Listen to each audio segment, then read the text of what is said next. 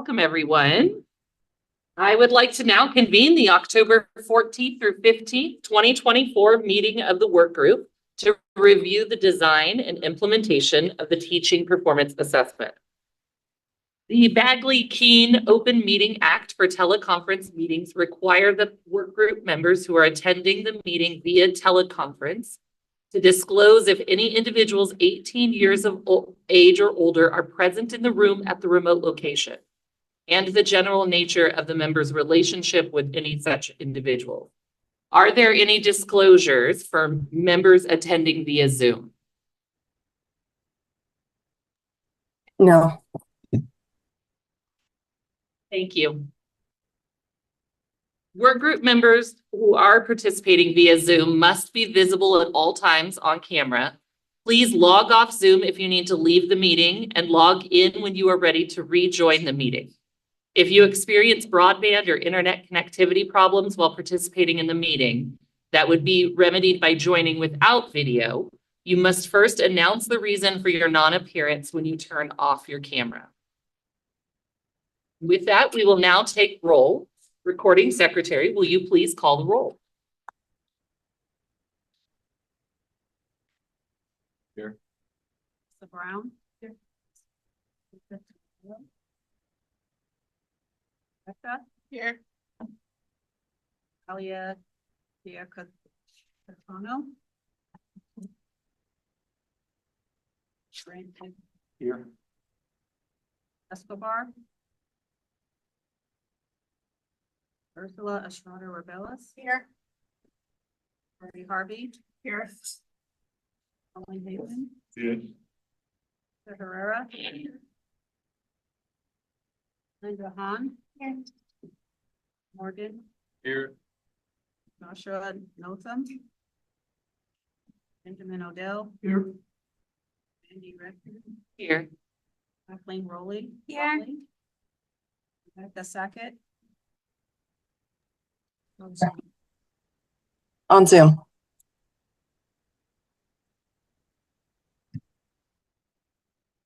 Tina Sloan. Carla Valdez.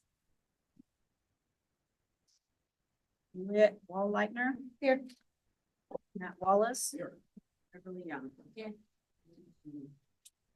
Wonderful. So the first person who eagerly came into the room and sat down is Devin Beasley. So Devin, will you please lead us in the Pledge of Allegiance? Flag. Ready? Pledge.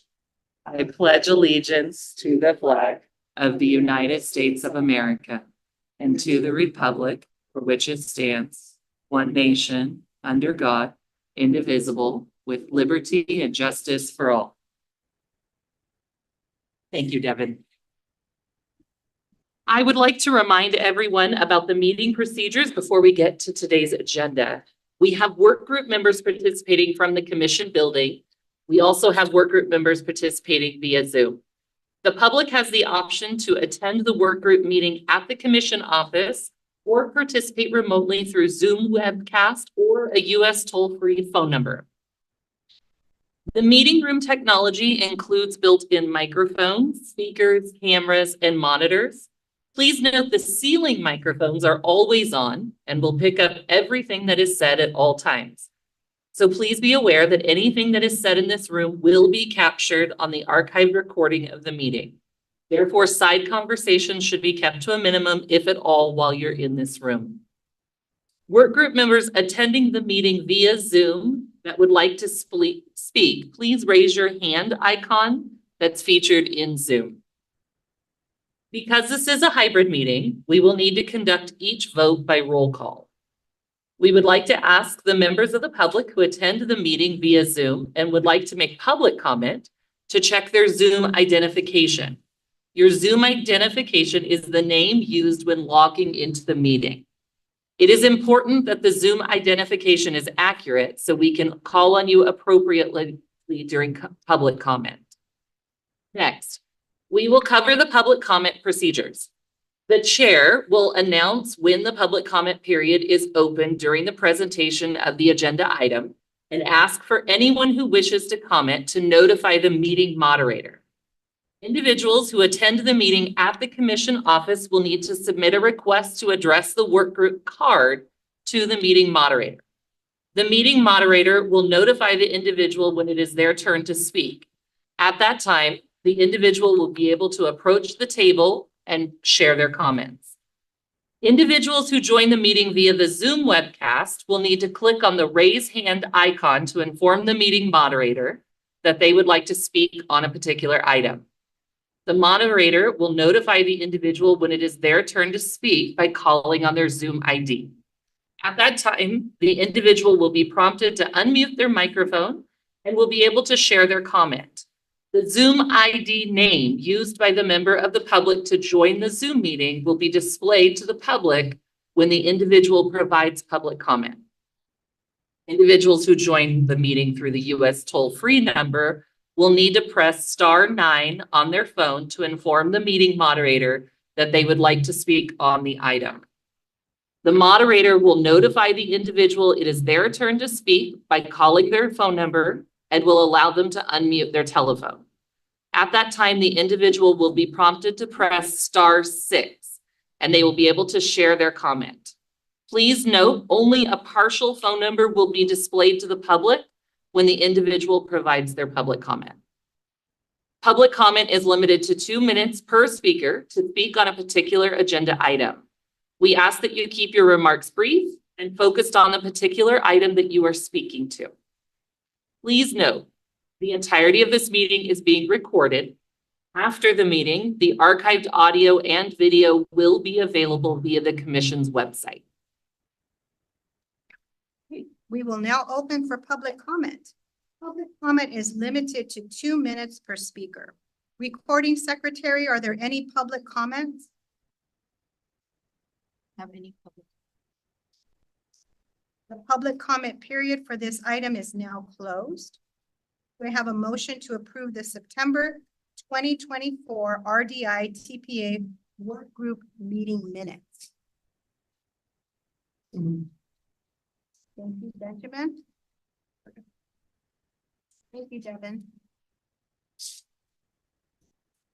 I have a motion by Benjamin. And we have a second by Devin.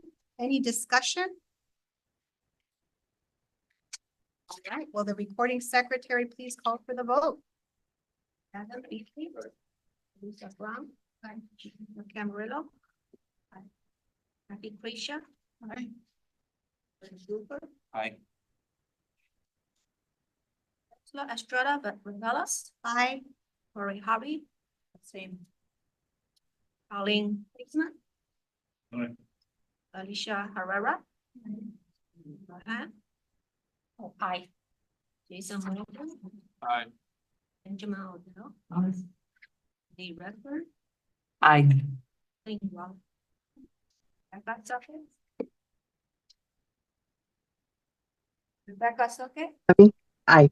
Sorry, it's hard to hear. Shayna Sullivan. Aye. Leah Walliner. Aye. Matt Wallace. Aye. Emily Young. Aye. Motion carries.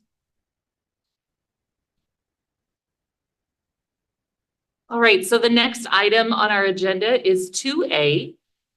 This is an informational and perhaps action item.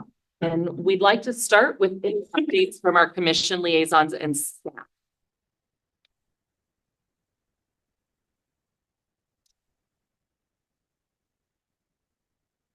Teacher Amy wants to stand up. I've been in the car for a while. Just welcome to meeting number 2, day 1. I'm super eager to listen to you all as you engage and we get into the nitty-gritty of the work. So thank you so much for showing up and let's go. Welcome. It's great to see you all. I'm so happy you're here and joining us for the first, you've heard of hot yoga. Welcome to the hot Bagley Keene meeting. The good news is we're going to transition into breakouts, and those I hear are rumored to be at 72 degrees. So you have that to look forward to. Just a couple of comments. The The first is on the meeting, the rates and intensity. So these meetings are paced pretty closely together through December. And just a reminder that that is intentional so that we can get to recommendations by the dates that we need to. And so we appreciate your patience as items come in,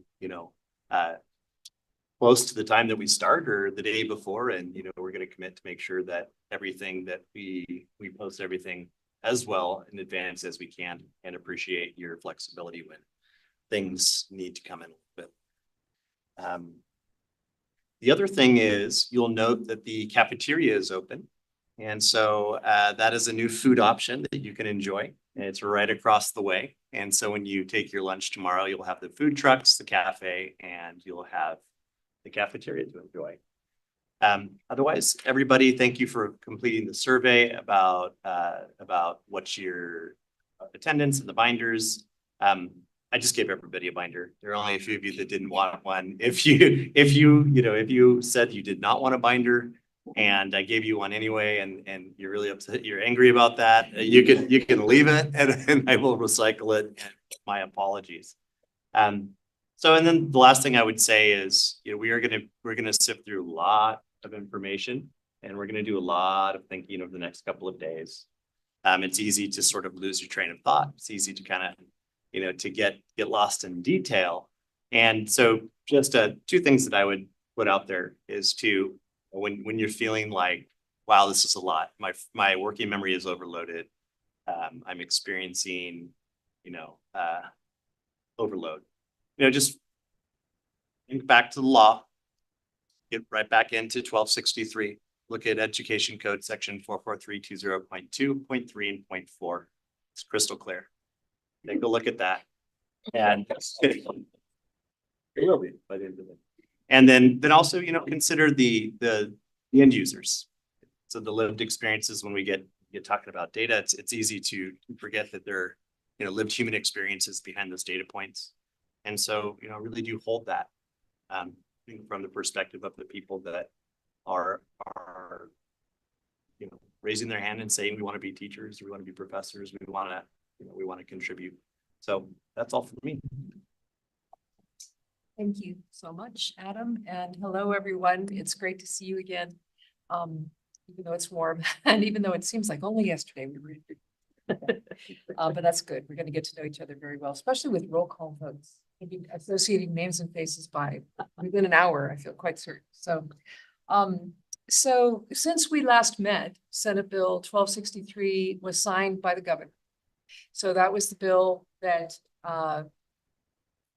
put this in motion, put us in motion. We've been anticipating it for some time. Our commission had called for us to establish a work group several months ago, but the bill came along and that solidified the work that we're doing. So it's now signed, and for whatever that's worth, that was an exciting moment for all of us to just reiterate that this is important work that we're doing, and the legislature and the governor have affirmed it and affirmed what we are up to here. So one of the things that we talked about and did last time, as we were introducing kind of a meeting strategy, was that, Senate Bill 1263 has 5 focus areas that they'd like to invite your recommendations about. Today's focus today we're going to focus on focus area 1. That's the performance assessments. But we agreed that we would begin every meeting with a bit of a recap and maybe even a going deeper, if needed, of what happened at the last meeting. So I'm going to do a little bit of that right now. And Adam's going to pull up a handout that we have in your agenda binder. And this is the handout it's called Handout for Item 2A, Day 1, General Session, Statutes that Shape the Development and Implementation of Teaching Performance Assessments. You may remember at Day 1 of the last meeting we spent some time with Elbow Partners taking a look at 44320.2 and considering, what are the big ideas that pop for us as we contemplate the work that you're going to do, looking at the design, implementation, performance assessments.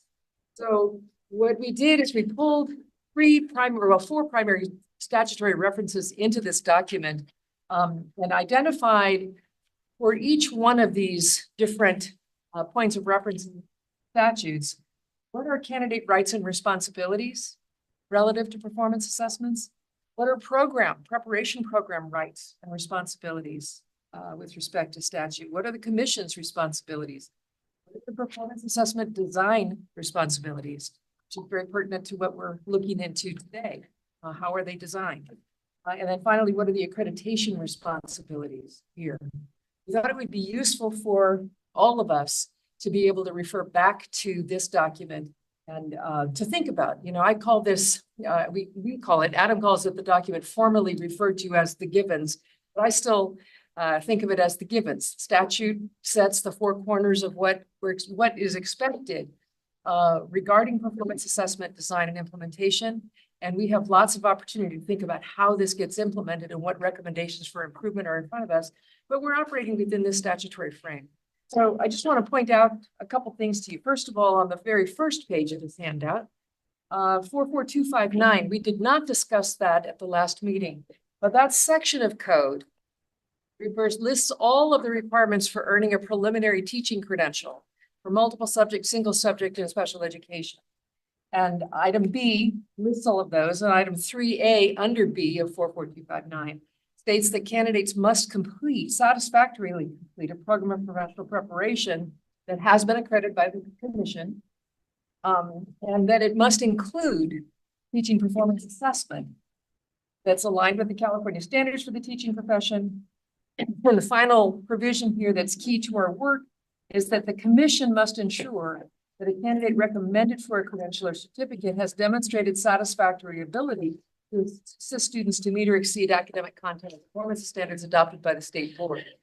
So we have here, just walking through this table, candidate rights to complete an accredited preparation program that includes a TPA, and they have a responsibility both to complete that program and to demonstrate satisfactory ability to assist pupils, right? That's what the statute says. Programs have a responsibility to include performance assessment aligned with CSTP, California Standard for the Teaching Profession.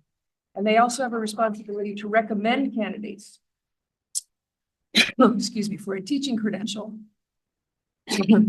demonstrated ability to assist students to meet state board standards. Excuse me. Shouldn't have Fritos before you're going to speak. So what are the commission's responsibilities? First, to adopt standards of program quality and effectiveness that are used for accreditation of programs. Second, to adopt assessment and performance standards. We're going to be talking about those later today. We call them the assessment design standards. We're going to look at those later today. Third, to ensure that candidates recommended for credentials have demonstrated ability to assist pupils to meet or exceed the state board standards.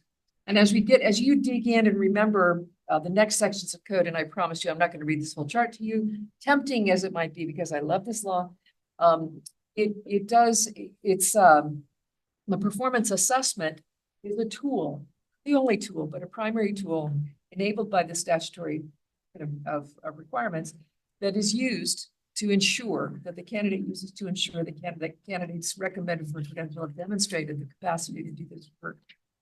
What are the teaching performance assessment design requirements indicated here? First of all, they must be designed with the notion that they're going to be fully embedded, included in an accredited educator preparation program and aligned with the California standards for the teaching profession. And then finally, what are accreditation responsibilities here? That is to accredit educator preparation programs based on our standards of program quality and effectiveness that include a TPA. So that's how this is organized as a document. And as you go through it, there are lots of things enabled, and there are some constraints that I think should just be part of our ongoing guidance as we do this work together. And ideally, we continue to hit the mark within the statute. Excuse me. I mean, how many things can I do back? All of this. So I just wanted to point all of that out to you, and also just say that the next things we're going to do in this particular meeting have to do with digging back into what were the aspects of focus area 1. What does it mean to have performance assessments that are designed for formative use, to design for validity and authenticity, et cetera? We're going to dig into those very concepts again that we surfaced at the last meeting, but this is with the idea of coming to some common understanding about what these things mean as we get ready to look at performance assessments tomorrow. We do have a lot for you today, a lot of material in your resource documents and your attachments. We will end the day with a deep dive into the assessment design standards, and then a look at various different data sets that are pertinent to the work we're doing. And then tomorrow we'll hear from the 3 model sponsors and then have the opportunity to take all of this and just begin to think about what recommendations might be surfacing for your consideration over the next several months. That sounds like a lot of months, the next few months, as we get closer to being finished with this work. So that's all I had. I just pass it back to you, Madam Chair.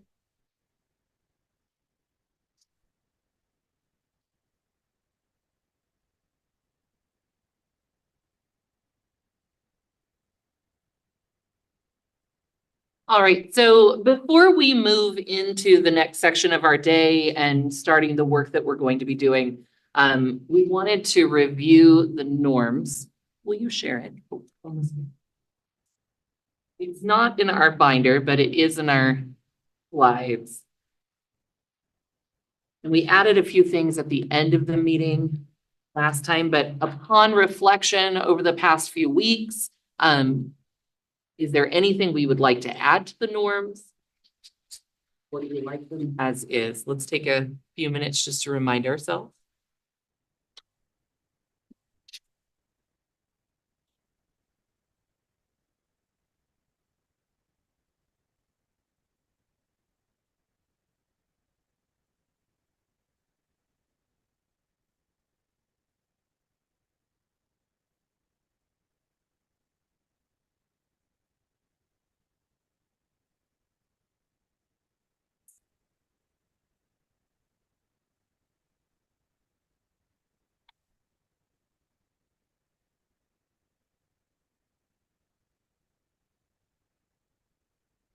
Anyone have any feedback?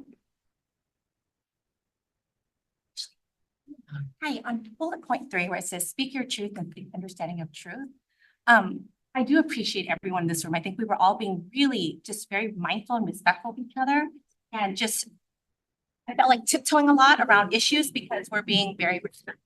We're trying to just, getting to know each other. But I felt like that some of us, myself, I'm just gonna talk for myself, felt restricted because I just felt like we're dancing around too much, and I just wanted to get to the heart and meat of things, like, how do you really feel? Like, what is really going on? And I think that for me, speaking my truth may rub people the wrong way, but I feel like I need to speak my truth. My goal, or no one in here wants to offend anyone. Like, we all come from different perspectives. We're representing different groups. And for me, when we introduce ourselves, I'm here to represent an advocacy group for dyslexic children or students, as well as part of the largest school district in California, working as a mentor for new teachers and as a adjunct and facilitator for new teachers. I work very, very closely with a large group of new teachers, and I myself went through the process. So I feel like, I want everyone to assume positive intent. And the second part is, take responsibility for an impact. And I do take responsibility for the impact I make. I'm not trying to hurt anyone's feelings in here. However, I'm here to make a bigger impact. And when I come back and speak to colleagues and speak to new teachers who are like, oh, Linda, how did it go? Did you say X, Y, and Z? And I just feel like, I don't want to respond with, well, I kind of did, but I kind of didn't because I didn't want to hurt people's feelings. Or, oh, I didn't want to offend this group of people, and I just feel like I really need us to just be honest and just not dance around the issue, because we have a really huge task in front of us. And I don't want feelings to get in the way. And I think we're all very respectful people in here. And I think we are all trying really hard to be mindful and respectful of each other. And there are a lot of comments that are made that are going to rub me the wrong way as well. But I also know, hey, you know what? They're coming from this perspective. I'm not going to take it to heart. So I'm doing that. And I hope that we all do that for each other. Thank you.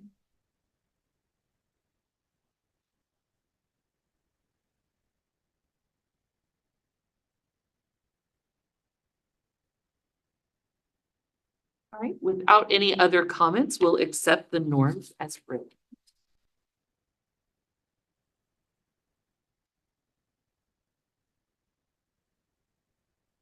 Three A. I am ready for 3A. So with that, the next item is item 3A, breakouts, develop working definitions for key concepts. This is an information item. Does our work group staff have a presentation on this item? I do. So thank you to all that completed the survey and indicated that the group that which group you'd like to be in. I believe everybody got their first or second choice. And so we have 4 rooms and we have 4 aspects of our focus area 1 concept. The first is valid and authentic to the work of teaching, formative in nature, reasonable to implement, and appropriate for beginning teachers.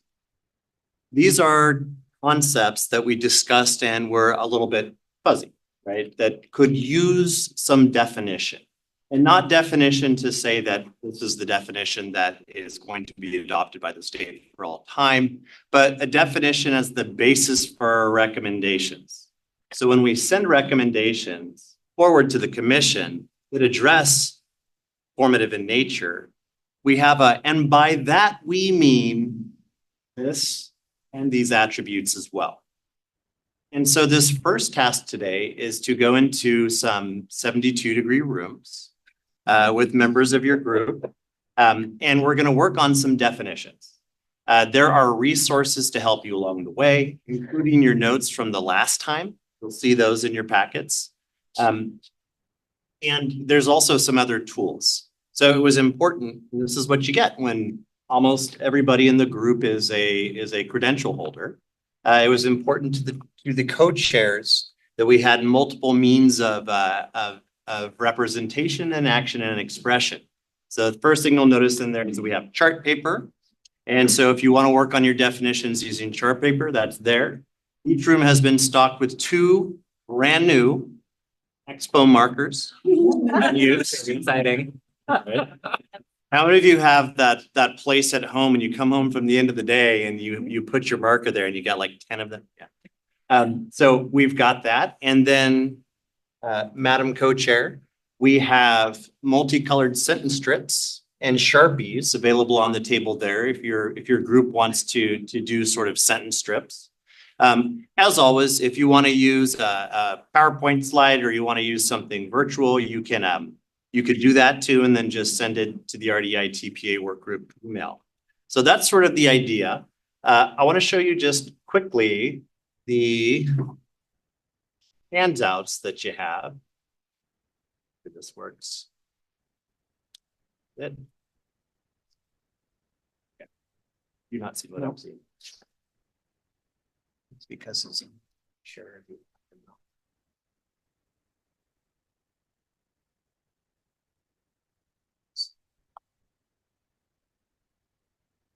So this is what they look like.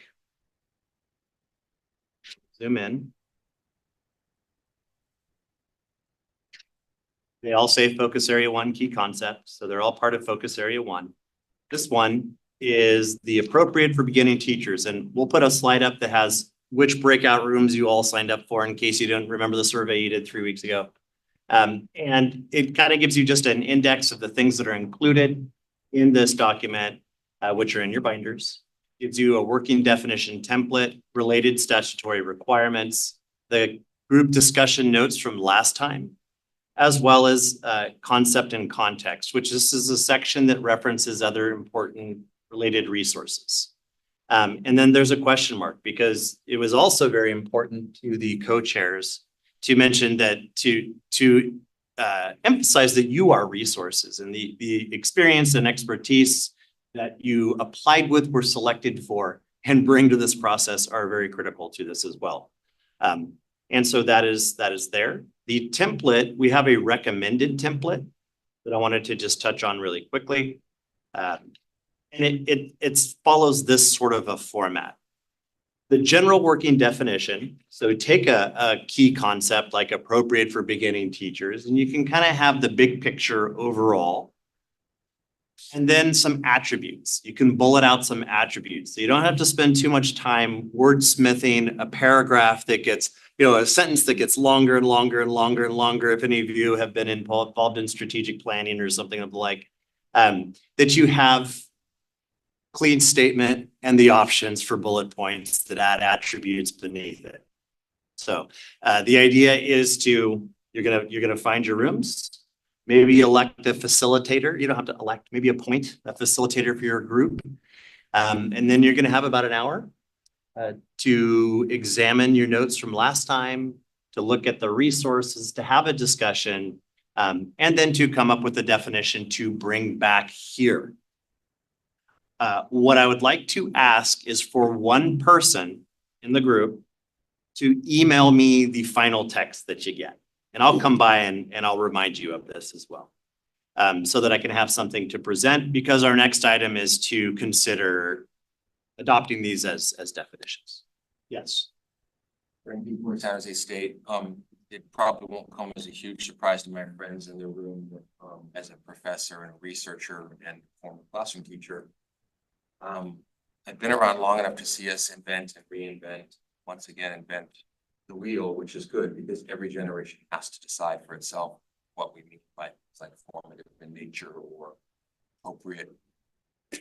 That's fine. But what I'm not clear about is whether we believe that we have to, as a group, acknowledge research or professional bodies or organizations that have worked to define the very things that we claim in California that we care so much about. And so what is the state of space for our group with respect to citing authority other than ourselves? Or some of the things I've seen in here that I think are quite light and good, but they could use a little bit of massaging if we were really going to get serious about some of the topics before us. So again, it's my bias, my agenda, my perspective is to say, there are professional bodies who define things. Do we acknowledge them? Yeah, so a good example is, and this is in your resource guide. So looking at formative in nature, you're going to see excerpts from the ELA ELD framework, chapter 8 on assessment. They have a pretty robust definition of formative assessment that includes all of the greats, the authors, Margaret Heritage, Dylan William, Linquanti. You're also going to see the same, that's also the history social science framework has that very same definition. So we took the definitions that are in use by state agencies, by national organizations that are trusted and respected. Those are seated in the documents that you have. So you can access them online and they contain the hyperlinks back to the original sources, or you could just use the excerpts that are there. So Adam, let me gently ask again, is the apocryphal text closed? Is it closed? Because this is a book that's not in there. And I would say this book is as important as Margaret Heritage and anybody else who helped to create this definition. Yeah. So my point is it exhaustive? Can we actually expand? Or are you saying, no, stay within what we have here? So section 5 is other resources. And let me just kind of get to the punchline here. What definitions or other resources related to formative assessment or depending on the thing, would you like to bring to the discussion and definition setting activity? So it is open. It is not sort of, we are going by what has been laid down and adopted by, boards of government agencies. Part of the reason that you're here is that you are all accomplished in what you do and you bring a tremendous wealth of knowledge. And so that is absolutely critical. The intent of putting the documents in there was just to seed a conversation. And so can't wait to see where you take it. And that's also why we have the part where we're going to bring it back to this body, because ultimately it's not the work of the breakout group, it's the work of the whole body. And so it's really you seeding that conversation. Does that answer your question? Absolutely. And with great respect. Thank you. Yeah, I got it. Absolutely. Appreciate it. Right. All right, are we good? We good, Adam? Oh, yeah. We will now open for public comment. Public comment is limited to 2 minutes per speaker. Recording secretary, are there any public comments? No public comments. All right, the public comment period for this item is now closed. Before we move into our breakout sessions, do any work group members have any questions or comments?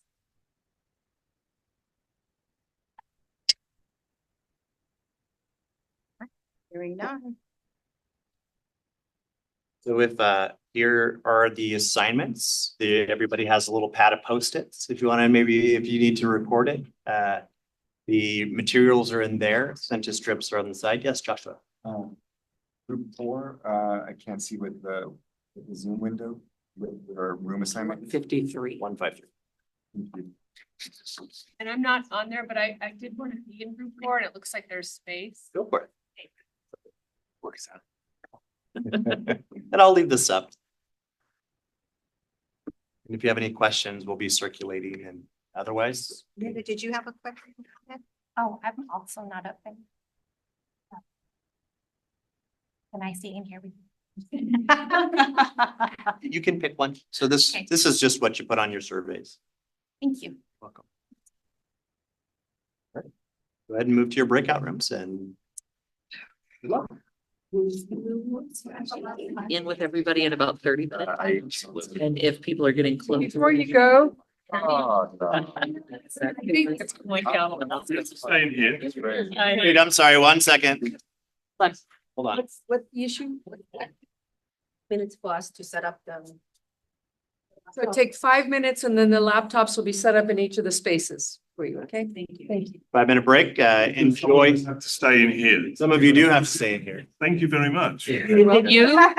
I'm ecstatic about that. All right, we will call the body back to order. The next item is 4A, the opportunity to discuss and possibly adopt working definitions. So this is either an information or action item, depending upon how things go. So before we. Never mind, let's go through and we'll do them in order in which they appeared in the original document. And when we get to your slide, whomever would like to speak, please go ahead. We'll start with formative in nature. I am going to be speaking for our group. I want to apologize. It's not parallel structure. And also there's a couple typos. I was rushing to get it in. I think I probably could remember. But our conversation, I'm just one precursor. Our conversation, we were talking about how it's formative in nature, not formative assessment. Those are two different ideas. And so based off of that, we came up with the definition of an essential attribute is that at its core, it is designed for formative purposes more so than summative purposes.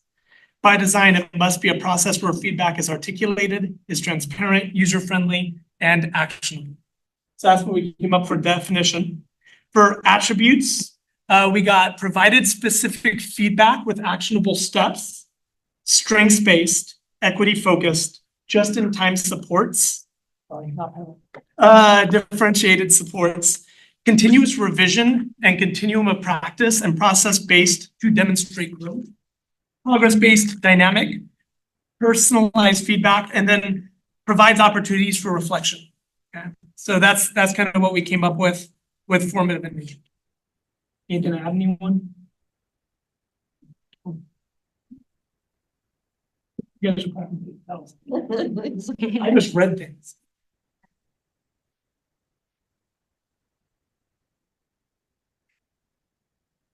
Up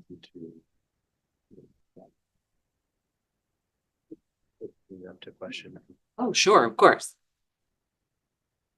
Are there any questions, feedback, thoughts based on group 1's presentation?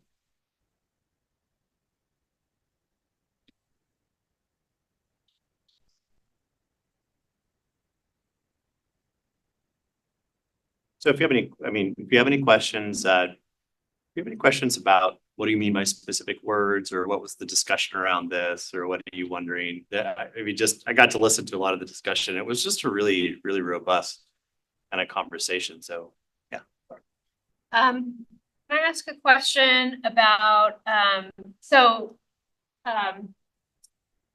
the bullet points, are they meant to define like what formative in nature is specifically? So, or is it like ideally what you want to see? Attributes within formative Okay. in nature. Okay, so.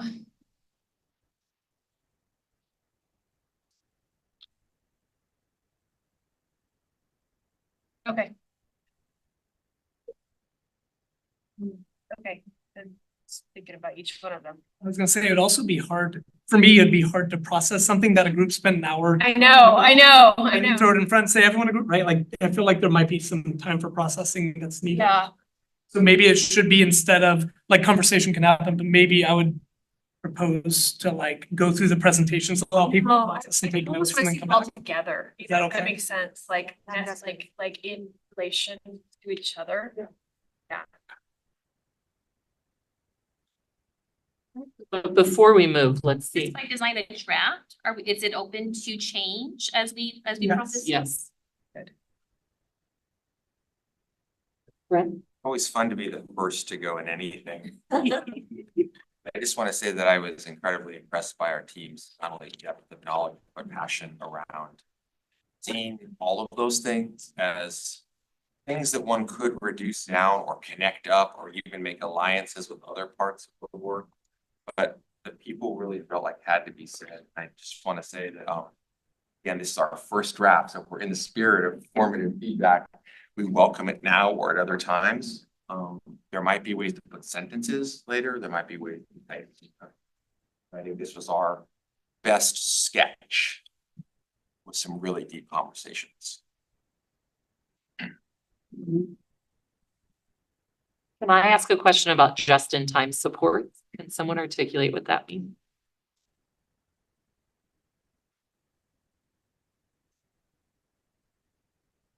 I don't want to step on anyone's toes because it wasn't me. They were pointing at me because I put that up there, and that's a teacher thing. I was talking about,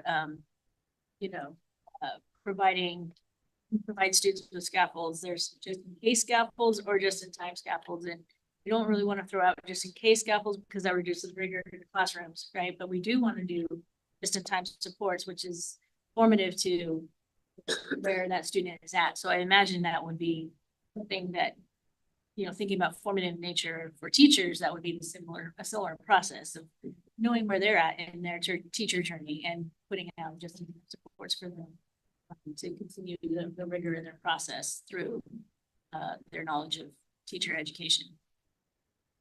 One thing we didn't have a chance to do was to actually write out a timeline of the TPA from the moment word is mentioned in the program, the word TPA, to the day you hit the button and upload everything. You think of time that way, and you could look at many time points in which just in time could be about coaching this or supporting that or enriching this or opening up a conversation about that. So part of the challenge too is formative in nature and summative. Like, you kind of imagine this timeline, but it's implicit right now. It's completely implicit. It hasn't been uncovered. So I just want to appreciate just in time as it's embedded in a time-like process. We experience it as teacher educators that way from the beginning to the end.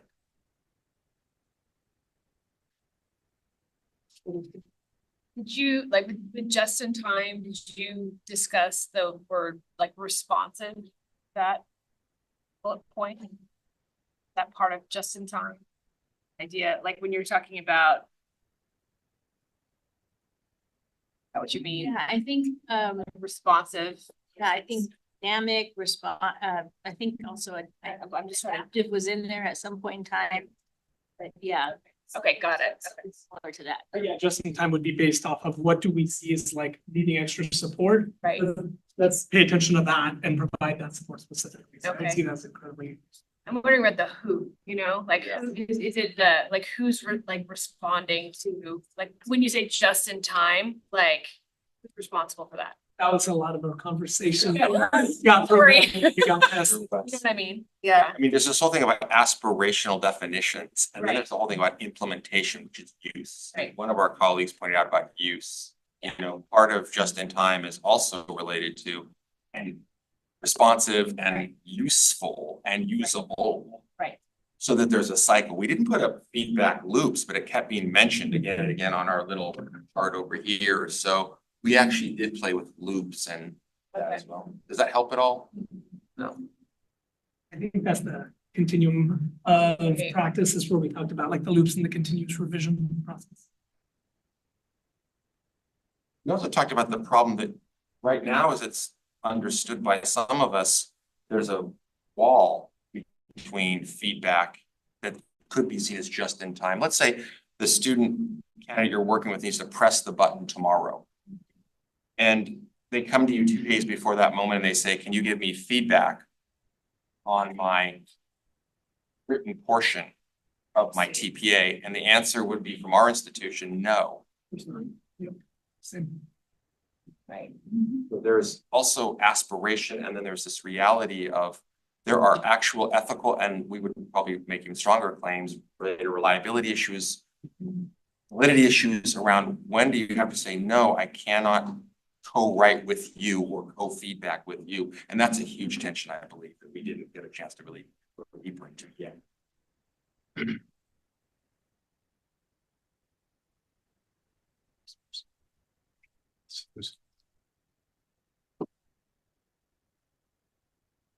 Sorry, Matt, did I speak too much? No, you're good. You was adding, I don't even, you were talking about the different issues. I was also just, sorry, under my breath, saying that, there was also equity issues if we're talking about, different instructors who are, providing feedback at different institutions and some that are more less hands-on.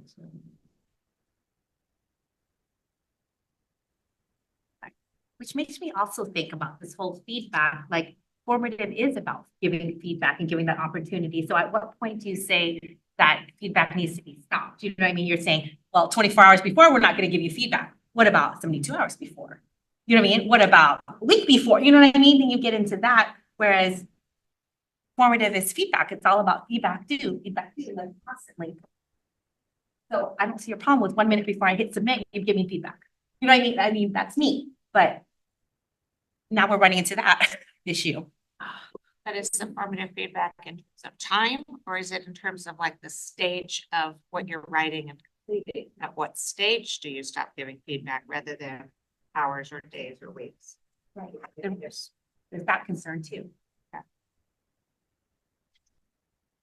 There's also a question of the current design right now. I think the team would agree on this, that there's a current design issue that's built into the design, which says, once you are scored by an external scorer, you will receive back numeric scores.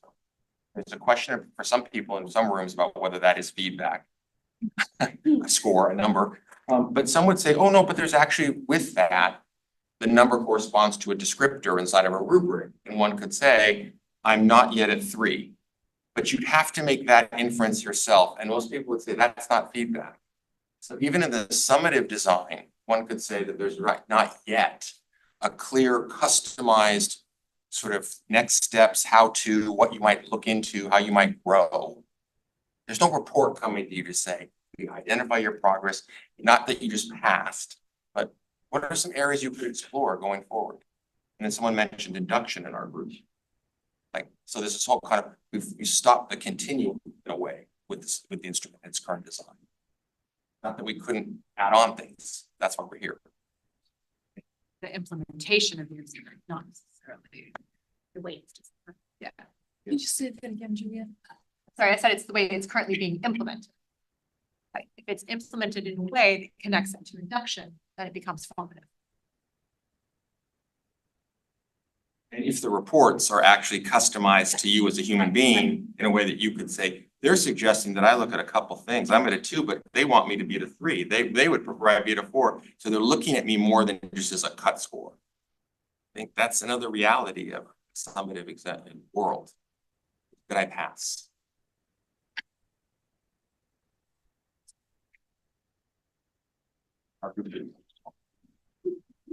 Yet.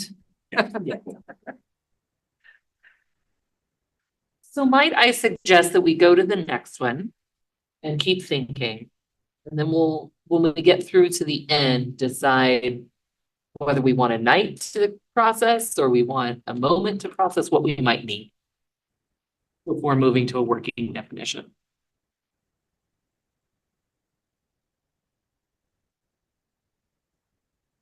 I have Invalid, or I do not have the valid. Send on email. Yeah, you can check your, I shared the PowerPoint and the first email just to work. Just shared the PowerPoint. I don't know. It's but oh, there we go. We're fighting with some bandwidth here and permissions. Let's see if we can do it. It's thinking. All right. Okay, there you go.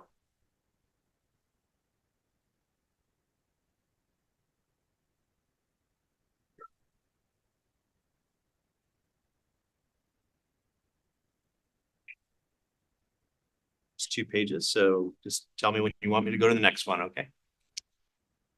I did not keep to the 24-point font. I was trying my best to, we had genius in the room. So I was trying my best to summarize all of the thoughts. So my team will correct any errors in my note taking. The working definition and everything here is a draft. A valid and authentic TPA must accurately measure a teacher candidate's ability to meet the relevant aspects of the intended teacher performance expectations across a wide range of classroom settings. It should reflect the candidate's true abilities with the interpretation and use of scores contributing to its validity.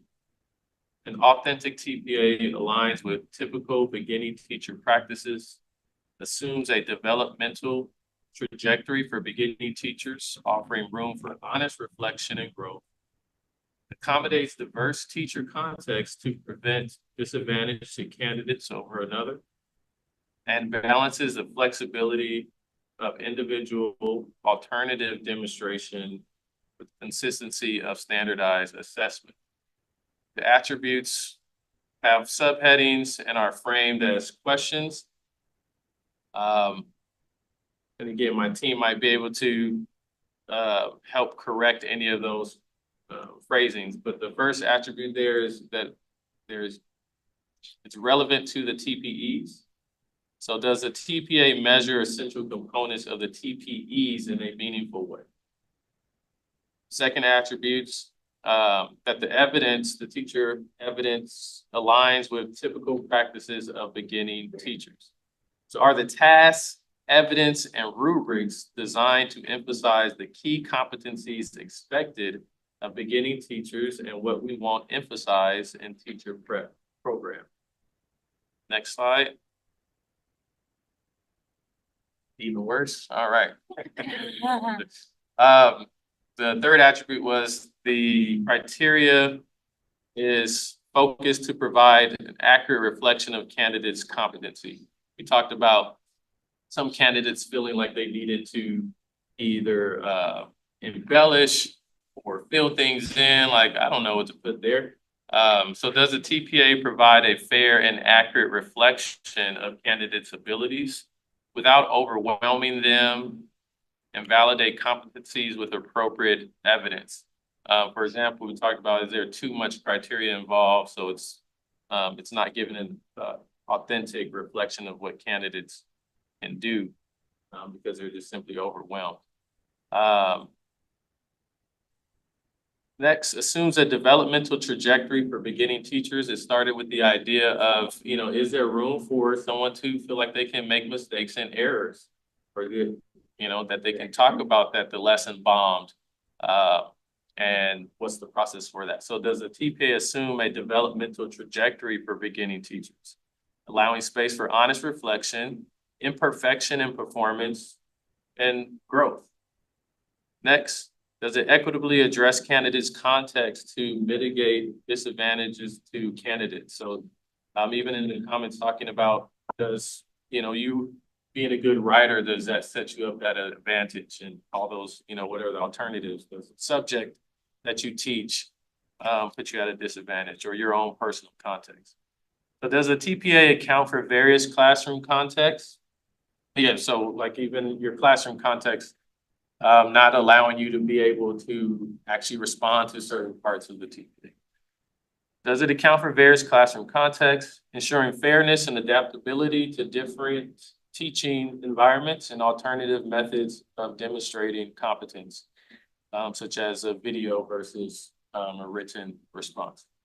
And then lastly is where we ended, and it was, for me, it was more rushed, so my team can help elaborate.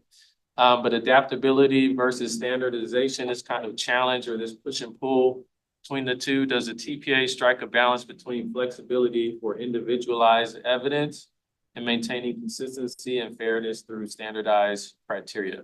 But I know we talked about this push and pull between being able to be adaptable versus the standardization of the assessment, and that being a challenge. So it's not necessarily criteria, maybe. Yep. And then we talked about different types of validity. So we had to figure out what that would be: predictive, construct validity, content validity, base validity. So up to process. Just like you having to process all the stuff that I just said.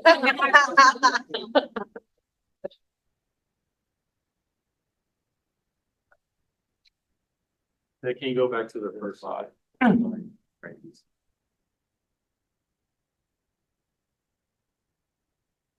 Can I ask a question about that slide?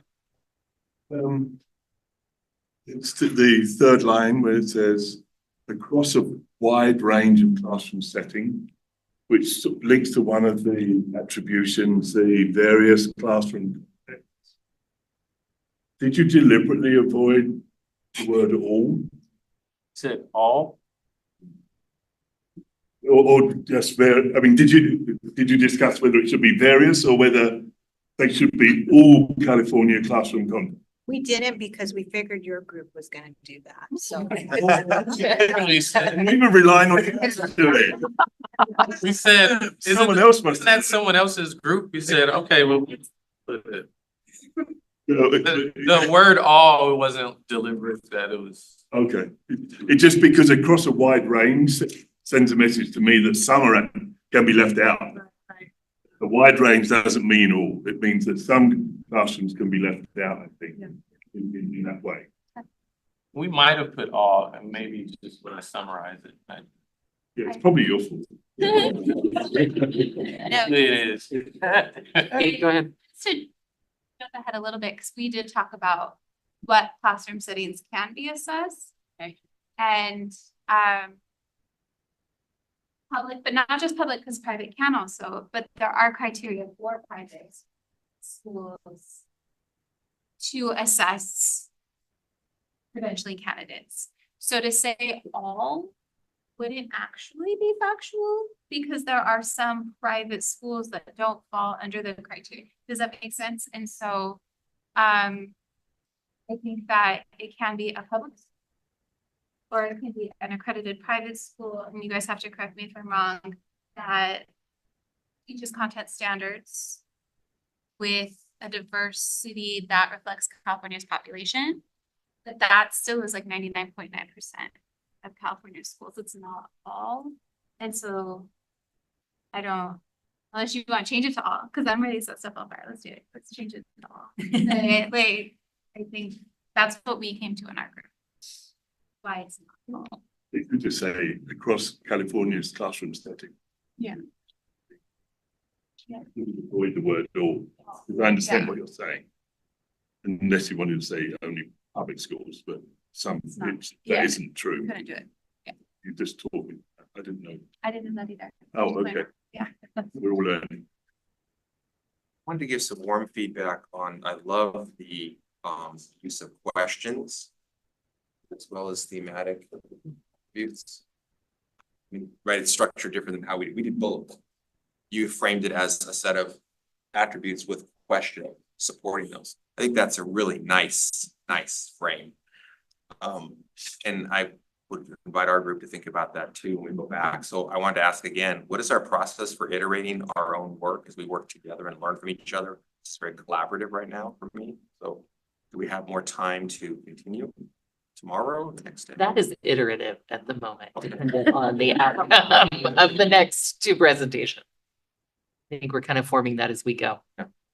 More substantively, I think it's really interesting that the TPA, and now I might get in trouble with some of my friends who would hope I say the right thing. There's a type of validity called relations to external variables, or sometimes it used to have other things like predictive validity was the term that was used back in the day.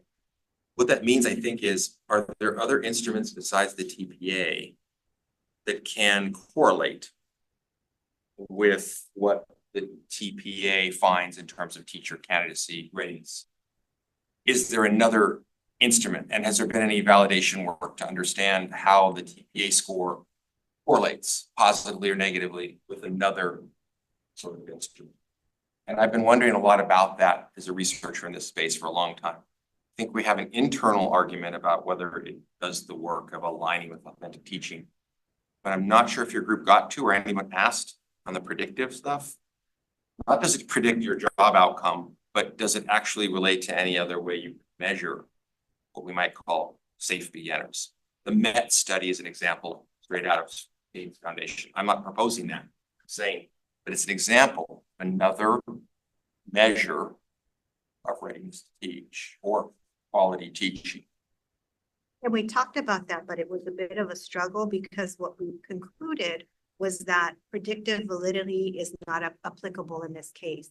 We're measuring, is this candidate ready to become the teacher of record? So in California. So that's kind of where that landed, but feel free to jump in if I left. I was just thinking that the term I think of with what you described would be concurrent validity of how it matches up with other measures, not predictive, but concurrent. Right, that's why it's under the current standards called relation to external variable. Yeah, I agree with you. So what does that mean? What are the implications for us, do you think? That. I think in 6A, there are a lot of resources. The LPI report actually speaks to some concurrent validity in terms of what is a predictor of passing the TPA that I think is interesting if you hadn't taken a look at that. You're also, given that the state has 3 versions of a TPA, it would be possible to do any concurrent work about how they overlap with one another and how well they do the same candidate enduring, surviving more than one type of TPA to see if they in fact predict and align with one another. So there was a comparability study done several years ago that that looked at Cal TPA, Ed TPA, and FAST. Were any of you involved in that? Concurrent, that it was maybe. No, okay, you're pushing your buttons. Wow, that's great. What are the odds? Okay. Well, and it's one of the items that's listed, I believe, in your resource documents. And you should take a look at that. It's HUMRO was the group that came in and did that study for us. And they looked at all of the different models against the TPEs. Are they measuring the TPEs? Looked against the assessment design standards to see, are they all meeting the design standards? I think each of them, as you'll learn more tomorrow, has some similar and some very distinct qualities across them. So that variability in model and approach, one of the things they confirmed in this study was that despite variability across 3 models, each model was able to determine whether candidates were specific TPEs. They aren't all measuring necessarily the exact same TPEs either. That's a choice point for a model designer.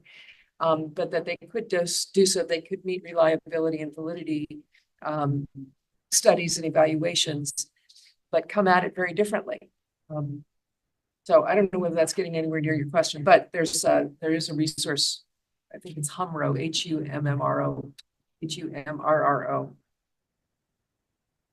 Also, maybe if I could go back to the question, just because I got a text from Tina. I don't know if she's still on, but she texted me because she's still listening.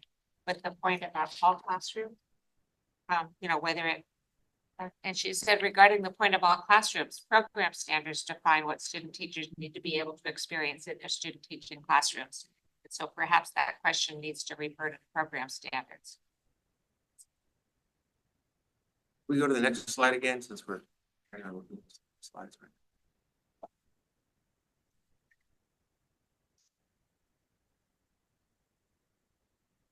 So I'm really impressed by the group for lots of reasons, amazed. The use of developmental trajectory for beginning teachers, that's something, boy, I've spent a lot of time thinking about.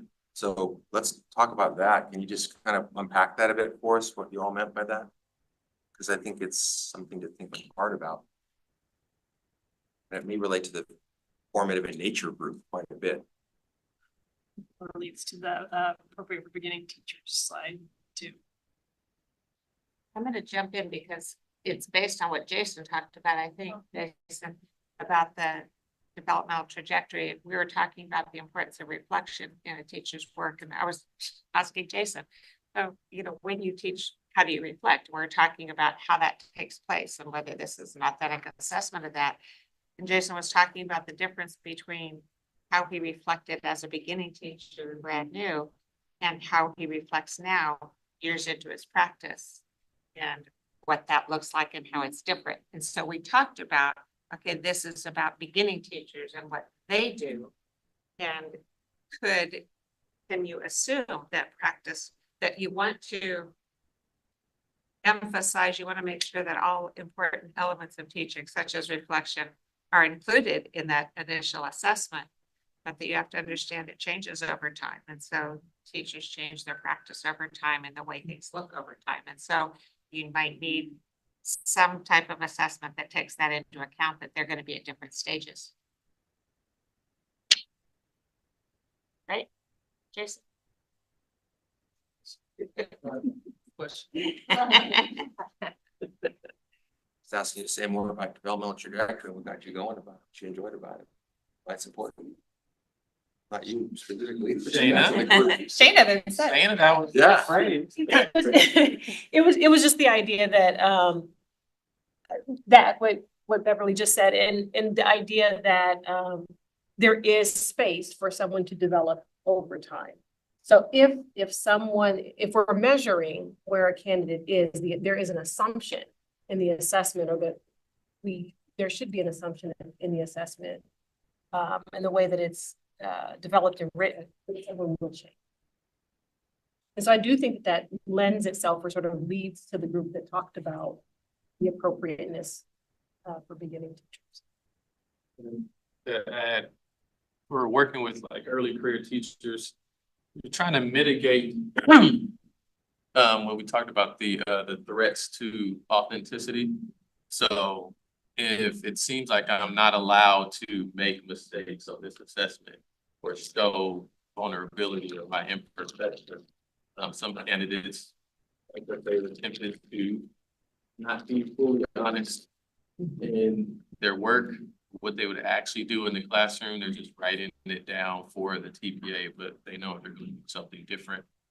And so if you make room for, like, you know, you're on this path of development, right? You're going to be imperfect. There's going to be weaknesses, mistakes. You can be vulnerable and authentic. If you allow space for me to do that, maybe I will be more honest. And so then it'll be more authentic. Yeah. I remember when we were doing design work on Cal TPA, we had somewhat similar conversations, and I remember back then, my memory's a little foggy. This is before COVID. We presumed that somehow the rubrics were developmentally sensitive.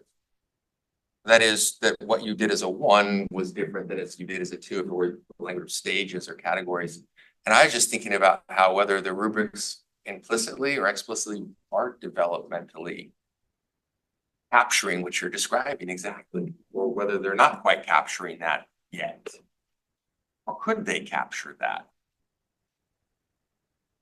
Especially that non-cognitive stuff they call in the field of psychology, like around self-efficacy, self-worth, feeling like I'm vulnerable, I can show myself, locus of control. Like, how much of that even gets put in there, because it's more about the performance around the actual standard than about your experience and growth. It's like a tough.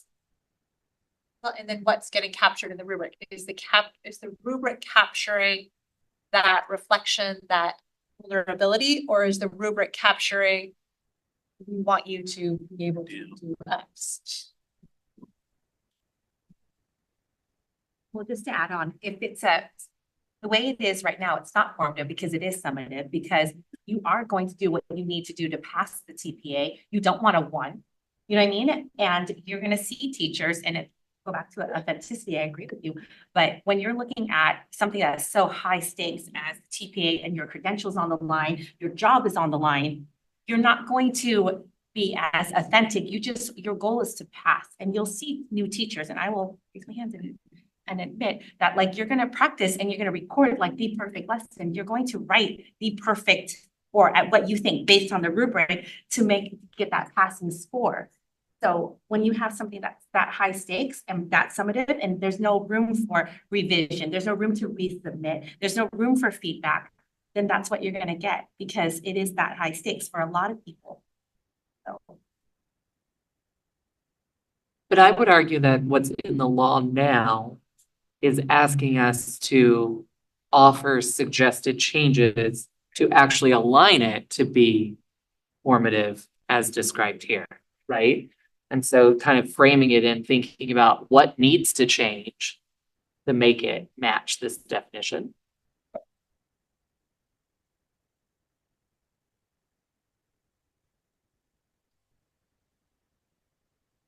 I mean, what mic do you have? Just booming. Sit here next time. I don't know. Any other thoughts or questions for that group? Have one comment. This is Patricia. In kind of hearing everyone talk, I have this question I wrote down. It says, what external factors influence validity and authenticity? And I think that's something to kind of think about is the systems that we work in, right? How, like you said, like do we teach to the test? Yes, or some school districts to the test on purpose because they put the scores to look a certain way. So for teachers, they're going to try to do the perfect lesson. That leads to overwhelming, right? How they're feeling overwhelmed. They have to do the perfect lesson to pass. Those were some thoughts I had. But I think that gets back to the question of the rubrics. What are we actually assessing on? Are we assessing on, are you teaching a perfect lesson? Or are we assessing your ability to process that teaching? And as a beginning teacher. Yes. Well, I did a validation study with some friends at Berkeley on the PACT. One of the big findings we had was that exactly it's really partly measuring your ability to write and reflect upon things that you had previously done. But that skill is maybe in short supply, or maybe it's not the thing we really want to do, which is, can you reflect in writing only? One could imagine a world in which you have to show your video to a panel of 4 people and reflect in front of them and get probed and ask questions. What decisions were you making? How was it going for you? How did you feel?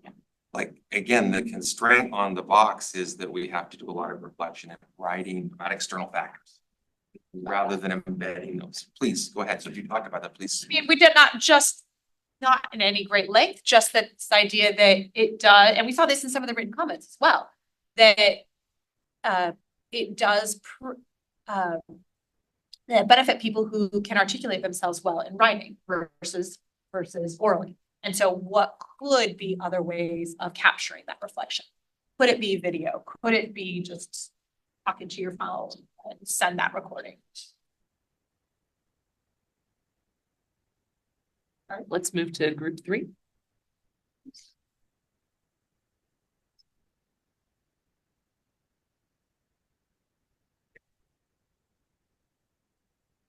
Email too.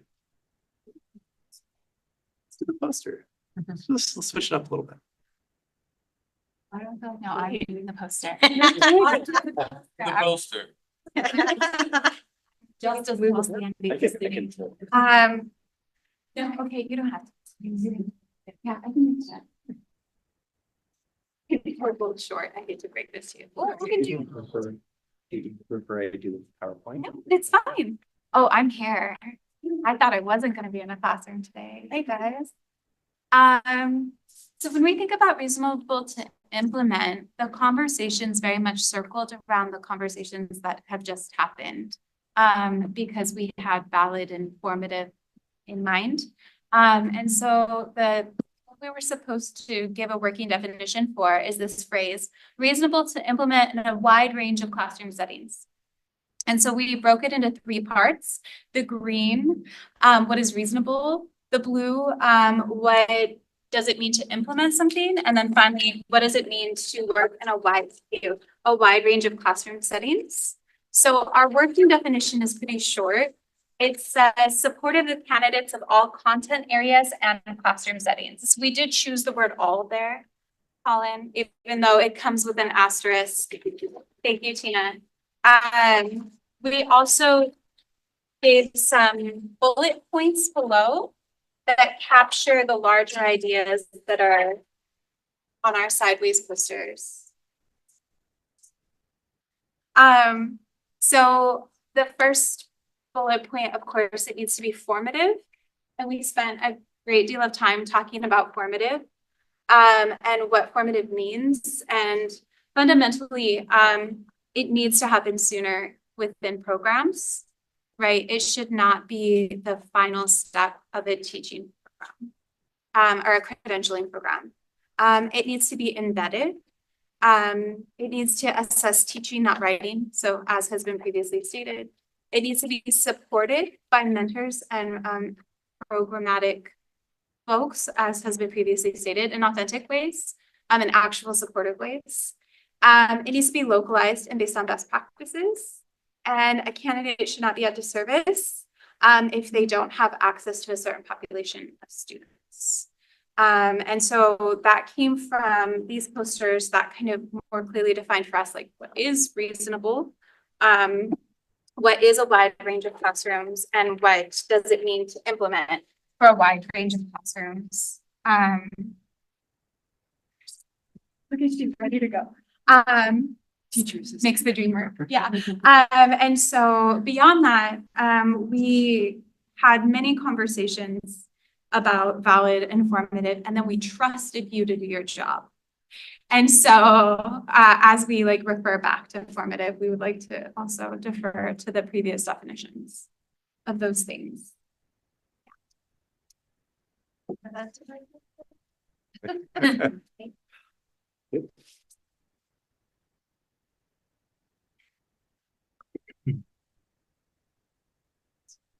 Something that's really interesting is how much every group so far talked about every other group. I know it. Because everything is so Yeah. interactive. You know what I mean? Together. Yeah. Interconnected. That. I know.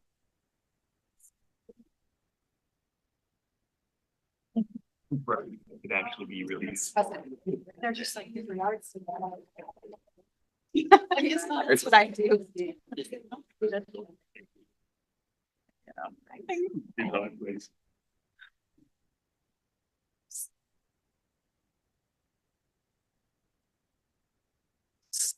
So just to speak for some of the students that I just recently talked to at San Jose State, in part because I was with one of their mentor TPA coordinators. You ask them, I think right now at the beginning of their first cycle and their first set of tasks, is it reasonable to implement right now some of the things we're asking you to do in the program so that you can be a part of the state's, vision of licensure and get her done. I think some of them would say, it doesn't feel reasonable.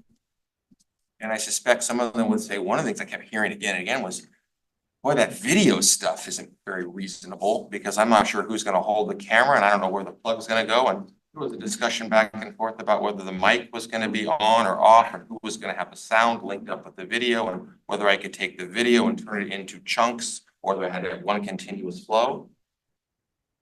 It's really interesting, again, the perspectivalness of all this, because we look at it and we say, you'll get used to it. It'll happen. We'll help coach you. We'll support you. You'll do a little bit of it. It'll work. It won't. But I have to be, again, representing those people who are not me. They really think it's not reasonable right now because they see it as about giving the perfect lesson on video that may be mic'd or not mic'd properly. And I just wonder, like, how do you sprinkle magic dust on those concerns to relieve that stress so they can do what the actual TPA is rightly designed to do, which is help them improve practice. And many of them get there eventually by the second cycle or the end of this process. But at the beginning, that reasonableness might be a standard that goes up and down for the candidates, not for us. I don't know what people have seen or what they feel. But it seems fair to put them at the table too, those who are the beginners in practice, who aren't with us today. Sorry. I was gonna say, I feel like that, like a little bit though, that's like blaming the victim, you know, we have all of these standardized tests, we have a summative assessment, and then it's like, oh, you know, you're worried about your performance, you know, you've just gone through like 16, 20 years of education where again and again and again and again, we've told you have to perform, and it has to be a certain way to pass, and then we put a video camera on you and it's like, we're supposed, you know, you're supposed to relax and be cool. You know, like it's, you know, it's like, you know, they're not gonna be, you know? So, you know, it makes sense to me that they would feel that way, and it would take a while to adjust, like, to understand this, you know, that it would be, you know, it would to adjust to the process, you know, that sensibility makes perfect sense to me. It goes back to that developmental process. Exactly. Understanding that, you know, new teacher, that you are in charge, you are to the classroom, you're Right. every day for those children. Right. It's like, You're used to it eventually, but yeah, it takes time, especially as a teacher who's beginning teacher. It's not your classroom, it's someone else's classroom. It's, you don't, you know, right. you're doing it. Yeah, it's pretty high stakes, you know? You're right. And then do I pass? Do I not pass? Does that mean I don't teach? Are your programs provide media training as part of the? Right. I think, well, I wasn't trying to make a joke. But you made me think about my own advance. So I have a film background. So whenever they talked about doing the recording of video, making sure folks are mic'd, it never worried me. I also didn't think about my fellow peers, like, where they probably were like really stressing out over that. And I don't remember having training in that, but I didn't feel like I needed it. And then even looking at the comments about how to even upload the video and the formatting. And so that seems like there needs to be a whole class just on media training, and that just to. Say, ask your students, because everyone wants to be a YouTube influencer, right? Add to what you said, Brent, I totally agree with you, because when you upload to again, I'm gonna say, I took the TPA, the RDI-TPA last year, so submitted 11 in November of 2023, so very recent. You have all these documents you have to upload. Some of them have to be in PDF files, so you have to be able to convert to PDF, and scanned in and converted. The videos have to be a certain amount of minutes, and they have to be compressed. So anything over that, and then on top of that, it takes time to upload. So like, I will tell you, I uploaded the night before, and at 11:59, my last video like completely stopped and I died. And I had to, that was in October, and I had to resubmit the whole thing again in November because I missed the deadline, even though it was a technical problem on their website, and even screenshot everything and said, look, it's your fault, like your website crashed, not me. They don't care. So I'm just saying, it's a really, really stressful process. And I did my program, an online program, where we did have to submit, but we didn't submit on the same platform. We submitted on a different platform that required us to upload. And again, that was in itself stressful, but that was a different platform, which we had to learn to upload to that platform. And then we had to relearn how to upload to the TPA platform. You know what I mean? So the uploading part was the same, but it was two different platforms and two different things I had to learn. And that is very stressful. And then even when I recorded, I will tell you, it is very stressful to record, because I had my assistant, love him to death, but he stood at the very back of the room and we looked like little ants when he was recording. And I was like, Yael, what happened? And he was like, you told me to record. I just recorded and held it. I'm like, oh, like you couldn't see me. You couldn't see the students. You couldn't see their work. And so then I had to ask a friend who is a teacher, and teachers record differently. So I was like, Denise, I need you to record for me. She's like, what was wrong with your assistant record? I'm like, no, I need you to record, because a teacher knows when to zoom in on a kid's work, walk around and see, you know, there's my EL student working, there are my students the pair sharing, you know, I mean, all those little things. And here's Linda's board that she's teaching, and there's the differentiation and the scaffolds right there. Like, she knew to do those things. And so who I picked to record made a huge difference. Like, who's recording, who's zooming, it's stressful. Like the iPhone, you love it, and it doesn't transfer perfectly. And it's a pain, because you have to go iPhone, Apple to Apple. Then if you go to Apple to computer to edit, to cut it, like it's a nightmare and a half. And so, yes, it's stressful. It's crazy stressful. And so for you to say, ooh, just put a 30-minute video. No, it's not just a 30-minute video. It is a whole month-long ordeal. So anyways, I'll go to therapy. I'm sorry. Thank you for listening. Jason, actually, we do exactly what you said. We do a one-off night session on, here's how you edit your TPA. Here's how you like legitimately, session. So I wanna fight for video, even though I just pointed out that my students find it very difficult. When I was in Queensland, probably this summer at the QUT, they have a TPA. So believe it or not, TPA is all over the world, folks. It's not just in California and other states. And I asked them about the structure of their TPA, and I said, do you use video? And they said, no. So apparently in Australia, culturally, legally, whatever it is, they're like, no. And I said, well, how would you observe teachers then? If systematically standardized, you have the language of that, reasonable to implement so that we can see kind of what's going on in the system. And I think we need the video, but boy, it is construct irrelevant behavior to have people spending too much brain power on video and not on the act of teaching with support. They share with you instead of videoing and Oral, sit down, let's talk about it. They put the energy and time and money in a decentralized system in one of their TPAs because there's another TPA in Australia that turns out uses more standardized sort of ed TPA type approaches. So, they have different mix and matches like we do, but I think it was interesting. They just said video they didn't need. They may be relying more on their observations from their cooperating university supervisors. Yeah. But I was arguing for video. I just want to say on the record, I think it's a good thing. It's just stressful. I don't know, in our program, they're expected to video every time they have a formal observation by their coach, just to get them familiar with that process of videoing, so that when it comes time to upload, they're very familiar with it. We don't actually use Go React. Yeah.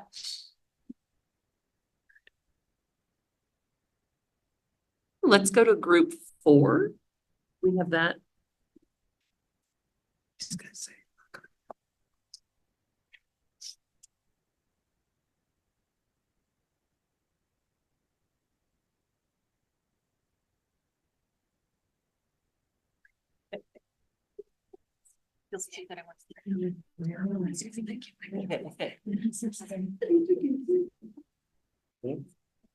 Okay, well, we didn't quite get as much on the slide as the rest of you. But we had a really great conversation, and what we talked about overlaps and intersects with all of the other groups. And so we're going to share what we talked about, and we thought we would bring it back to you so that we were thinking of it as more of an iterative process, that we didn't need to nail this definition down in quite the same way. So we're bringing it back to you, and I think it's probably a good thing considering what we heard from the other groups.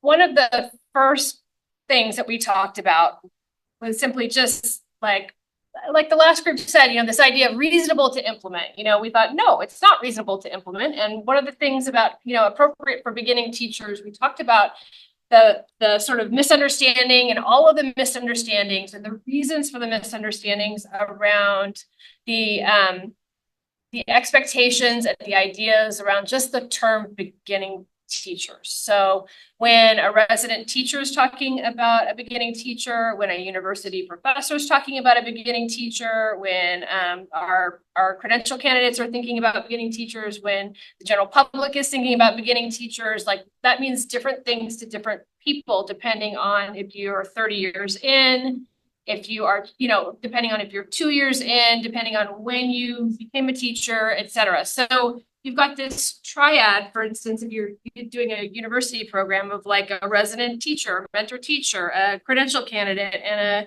a supervisor, a university professor, or a university program. And it's like they all come from like different eras or generations or different places in this field of education. And they've all come with these different understandings of what a beginning teacher is based on when they got there, when they came in, right? And where they're situated in the field of education. And so for some people, a beginning teacher is like somebody who's already credentialed and in the field. And so when we're thinking about doing the TPA and doing these assessments, we're thinking about assessing folks as if they are already teachers, right? And yet the people who are being assessed are credential candidates, right? And so if we're thinking also about coupling it with this idea of formative in nature, you know, it's like that's not who we're actually talking about in this new conversation that we're having about the TPAs, right? So if we're talking about a TPA that's going to be formative in nature, what we're actually talking about are credential candidates. And so we talked for a long time about actually just striking the term beginning teachers and replacing it with credential candidates, because if we're going to be talking about a formative TPA, you know, like essentially changing the TPA, then we wanted to change the language to reflect that so that there was not confusion around who was being assessed, and what, you know, what. I was gonna say just the definition. Definition itself. Oh, well, that was the other thing. So the definition itself to credential candidates, because then we looked up how the state of California defines beginning teachers. And so, yeah. You know, and I probably struggle with this more than anything else, but just that term beginning teachers just didn't sit well with me. And even looking at some of the current research, it just depends on who you're talking to, how it's defined. Some, you know, there's some ed reports that say a beginning teacher is someone who has been teaching for 3 years. Some other reports will say it's someone who just recently completed a credential program. Other reports will say it's someone who is in a possession of a preliminary credential, which assumes that they've had some experience in the classroom. And so just to kind of level the understanding, it's a credential candidate. It's someone with, you know, an entry-level teacher is someone who just recently completed a credential program. And for the instant, or for this particular topic, the TPA is used to assess a credential candidate to then approve to get a California credential. Whereas a beginning teacher is a teacher who is beginning their career with a preliminary credential, starting their classroom teaching career. So we thought it was really important to define the difference for the purposes of TPA when we are assessing a credential candidate. Formatively, we are assessing their ability to earn their credential, whereas beginning teachers already have their credential and are beginning to teach our students in California. So that was our starting place of the conversation. So we took the liberty of like changing that language just so that we could actually have the conversation. So we're not sure we're allowed to do that, but that's what we needed to do to have the conversation. So given all of that, this is what we came up with for our attributes, because we needed to do that to kind of get the common ground. So we changed the name from beginning teacher to credential candidate. And then once we did that, we thought, well, the assumption is that candidates, like we have heard in the other groups, that the candidates will be changing and growing over time, and credential candidates, they need guided, sustained practice with like the reflective practice. Who they are developing. They are ongoing learners. They are not yet teachers by definition, right? By the state of California's definition, right? And so, they need a TPA that's specifically aligned to the TPEs. So we talked about that, like some specific alignment, so that a program that was creating the TPAs, we could see the TPEs specifically in the design, like in the same way that, like the learning outcomes of a lesson. And then we talked about it holistically being reflective of the TPEs. So not only can we specifically see it, but like, it looks like the TPEs, like I see it in there, like just vision of it, right? And then we talked a lot about scaffolding. We talked about scaffolding and like tiers of support. And so we talked about it being formative in that we wanted to see the TPA be like a scaffolded, like tiers of support that supported this reflective practice of a developing teacher, right? A developing credential candidate. And so for that reason, we thought, if it's going to be formative and supporting the ongoing development of a credential candidate, We wanted to see it embedded in credential program coursework versus being at the end. And so that's what we talked about. So this appropriate for credential candidates looks like that. We're missing. Okay. All right. So I think reflective practice then continues off of what Brent was saying about the cycle of reflection, where we're still recording and watching ourselves and getting that feedback on yourself, and still being reflective in that tiers of support. But all of that would then be deliberately embedded within credential program coursework, so there isn't any nuance between programming and police in California.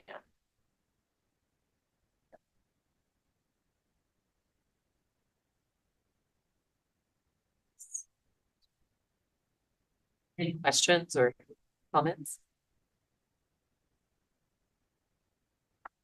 I'm such a nerd for this stuff. I'm gonna talk. I love it. I'll shut up. Just talk and I'll shut up. But I look at this and just say, you know, amazing that again, this team, Warm Feedback, has decided to say, look, it's too broad of a construct or even a reality to say beginning teachers. I think that's really insightful. I think it's also narrowing the scope of what the actual judgment is. Every summative judgment should have a clear, very tight nexus between what it can claim with evidence and what it can't claim. And if it has to claim something about a beginning teacher, that's too broad. If it has to claim something about a teacher candidate, then it's on the right track and you moved it. And we were thinking that transitions easily with induction and TPEs, whereas now you're actually working towards development and seeing the places in which you need extra support. So that was our conversation.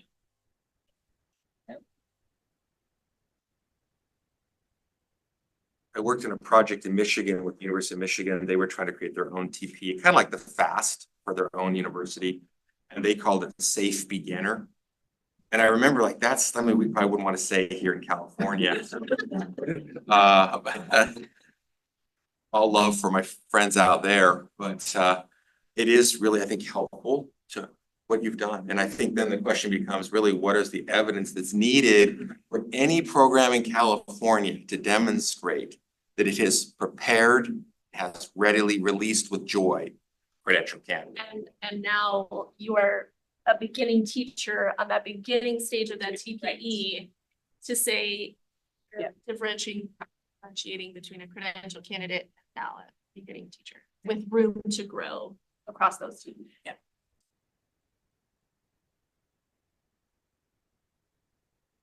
Or see. Yeah, it's all good. I love it. Okay, give Kate a little bit of think time. It doesn't matter for this conversation, but why wouldn't it go from credential candidate to induction candidate to cleared credential candidate? Yeah. And take away beginning? I think you convinced me that we don't need beginning anymore, because I've heard so many people's stories in this room about all the classrooms you started in before you ever got your credential. Yeah. And like that misnomer. Yep. Of beginning. And so I think you convinced me that it can go from credential candidate to induction candidate to your credential holder without the phrase beginning teacher at all, but it didn't seem. And see, that's why we crossed off beginning teacher. Yeah, I agree. Like, I think you guys cracked. I think that's the word for the streets. Yeah. You know, that's not a word. It's not a word for.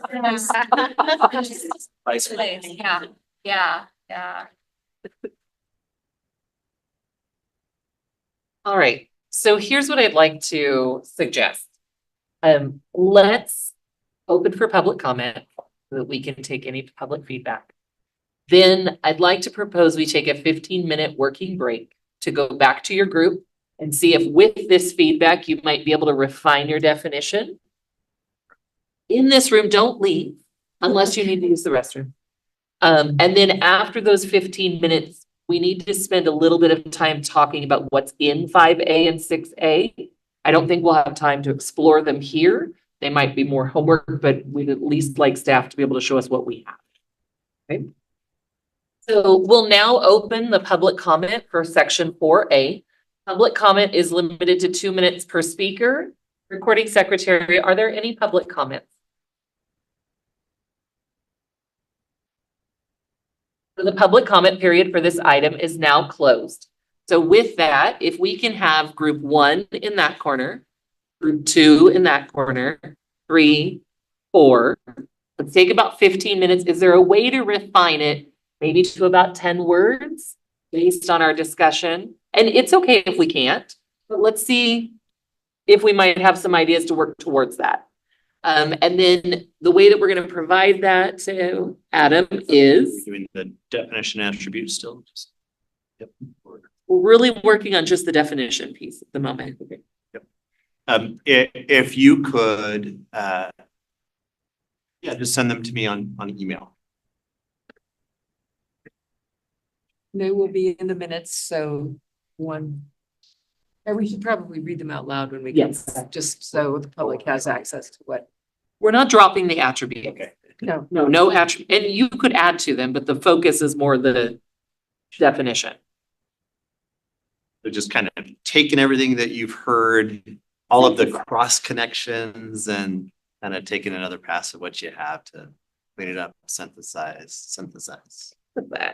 You wanted 10 words, correct? That's what you said. That count? See what you can do. You can do. 10 words per sentence. Yeah, that's fine. All right, so we will reconvene at 4:35. Good luck. The force be with you. All right. Great discussions being had by everyone. Thank you. So please pick a scribe and have that person email Adam with the 10 to 20 word definition. I heard you needing 20 words. So whatever you ended up needing, do it. Send it to him and he will put them all together and we will have that tomorrow to just consider. And we may move to take action and have that be a working definition, or we may just keep it as points of information for now. All right. All right, so the next item is item 5A, background performance assessment design standards. This is an information item. Does our work group staff have a presentation on this item? So the next hour, we're going to spend digging into assessment design standards. We're not. We're not. Okay.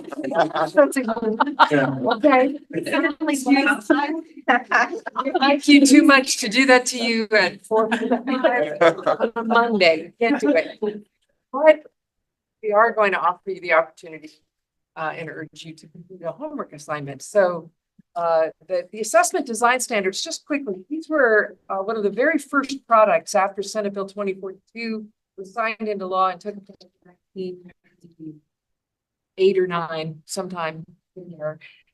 It's been a while, but the product, this is a set of standards that basically lay out the architecture for design of TPA in order to establish validity and reliability, primarily in standards 1 and standard 2. So standard 1, assessment design standard 1, is specifications that any model will need to meet in order to establish validity and fairness, that they've met those standards.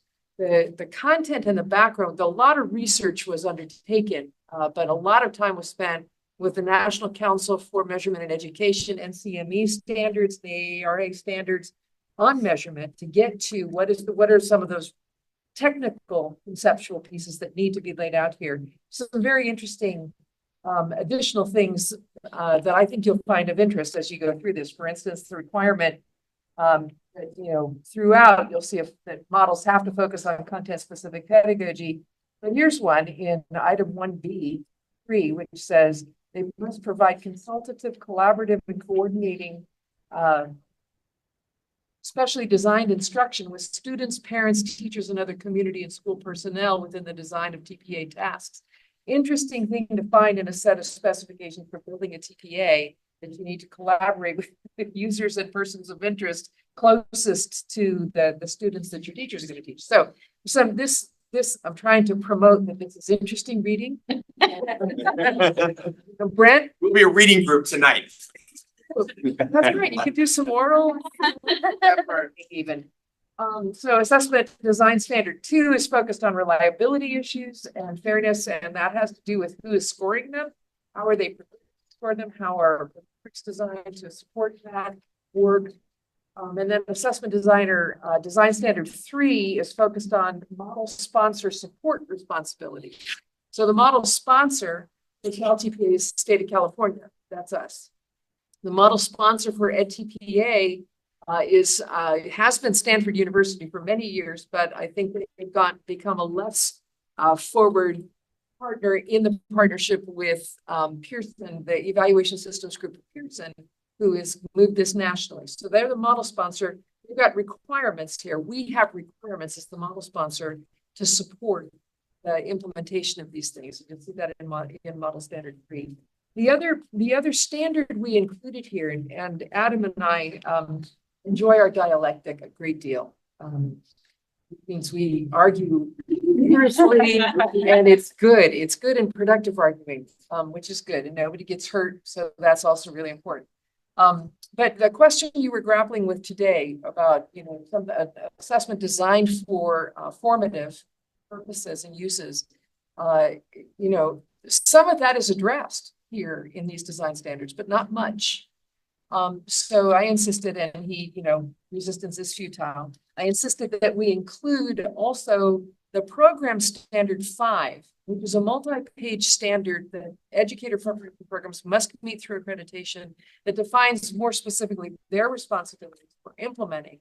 And a lot of the formative pieces are right in there. So what we'd like you to do, and we've got a nice exercise worksheet for you to get to that, is to really just to read through these standards and know for yourselves what stands out to you about the ADS or that's the assessment design standards, ADS. Okay. And the program standard 5. Adam created a little table for us that the left column is about the assessment design standards, the right is about program standard 5. Question is, how and to what extent are the concepts addressed? The concepts that we've been working on today, how are they addressed in these in these assessment standards or program standards? And that's something that we ought to be prepared to discuss tomorrow, because this is important information for you to have as you hear presentations from the 3 model sponsors and begin to think about how they have taken these issues that you've been working today up. And so the standards themselves are part of that. So that's all I had to say about it. Oh, please. Just in the executive director, Sandy, in the interest of the dialectic, continuing to turn. You also have discussion question 3, which is I mentioned earlier, which is, take a look at the law. This is something that the work group could review, the performance assessment design standards. This is something the work group could review and tag areas where there is a need for revision, updating, all those things. So please do have a pen in your hand while you are reading this thing. And, based on all of these rich conversations that you'd had today about these concepts, now you're applying them to the performance assessment design standards. We're going to get into program 5 a little bit more in subsequent meetings. Yes. But please do have a pen in your hand, and where you see things, just the beginning teacher versus the candidate, where you see things where it's like, hey, we might want to consider updating this, revising this, aligning this to our charge as it is at 1263. Do find those opportunities as well. Yeah, absolutely. Let's continue the rich conversation tomorrow also. So that's 5A, and if I may, I'll turn it over to Adam for 6B. Do we have to open? Oh, we do have public comment. Okay. We will now open for public comment. If there are members of the public that would like to make a comment, please notify the meeting moderator by submitting a request card or by clicking on the raised hand icon if participating through Zoom, or pressing 9 if participating by phone. Public comment is limited to 2 minutes per speaker. Recording secretary, are there any public comments? Hi. This item is now open for discussion. Do any work group members have questions about what Mary shared? So everyone will do their due diligence and take a pen in hand and read that. I thought it was an exit ticket. Oh, that's true. That's an exit. Teacher go. All right. So in the interest of time, I'm going to move us to 6A, which is the background data discussion. So after our last session, we synthesized all of the breakout room discussions and tried to make a comprehensive list of the data that you were asking for to be able to do this work. So that's what you're finding here on 6A. It's more background data and information that you didn't have on the original resources page. So with that in mind, would our workgroup staff like to please present and share with us what we can find in 6A? Yes. So this is the 60-page document that arrived in your email yesterday around 4 p.m. I was referencing it earlier because, if we were to backwards map this, I'm not sure we could have gotten it to you sooner. And so this is just going to be kind of a part of the nature of the pace of this group. And what is in here is you all identified resources that you needed or wanted to consider in the breakout rooms last time. And so we went and curated as many as we could. And I'll point out some exceptions. And so the first section that is in this background is the most up-to-date teaching performance assessment data or pass rate data. And you can look at that. So it includes 23 through 23-24 for the Cal TPA and Ed TPA. I think we only have 22-23, but it'll be in the presentation for FAST. So there will be some data points where they're not in the table, but they are in the presentation. So just be aware of that. And so take a look at that. Those are tables. Not a lot of description or narrative. It's just tables, pretty much. So pretty quick read, really interesting. Kind of dig into that. The second part is the California Teachers Association Performance Assessment Survey data tables and appendices. And so this is something that was from our resource guide that we shared. It's a 206-page document. And so what we've done here to help with permission, to help sort of condense it down, is we included the tables in whole. So you have all the summary tables. It looks at teaching performance assessment. How did teachers within their, I believe it's within their first 10 years of teachers. So it's all based on teachers that earn credentials, looking back on the effectiveness of the TPA or their right? And it's looking at how did it affect them personally. It's looking at what parts of preparation were most valuable. And the third thing I think it looks at was how did the TPA affect those other aspects. And so in here, the 200 pages of open-ended responses, we have asked our friend ChatGPT 4o to provide us just a high-level summary of themes. And so we've called out the exact script that we used for that. And we've included the first 5 pages of direct quotes from that. And so with anything that we're summarizing with ChatGPT, we'll always do it transparently. We'll always put the prompt that we use so that you can to get the same results. Also, please take it with a grain of salt. If you want to, you can access the full document. You can read the first 5 pages. The first 5 pages, when you look at it, and this is something Executive Director Sandy pointed out, there's a lot of information in those first 5 pages that can lead to actionable responses. right? Like, so you get a little bit more of the detail of the issues there when you read those first 5 pages of responses. Sure. So that's the California Teacher Teaching Performance Assessment section here. Anything else on that? Then we have the Learning Policy Institute, how preparation predicts teaching performance assessments results in California. I think it's just the report. It's not the full document, or it's the summary, not the full document. What's really interesting to point your attention to is on page 36. And there's this graph that shows the eventual passing rates by program. And it's really hard to see on your Xerox copy. But what it gives you a sense of is, you know, what is the range of eventual pass rates for programs? So over here on this tail, who's doing a really good job? What does that look like? It's high 90s.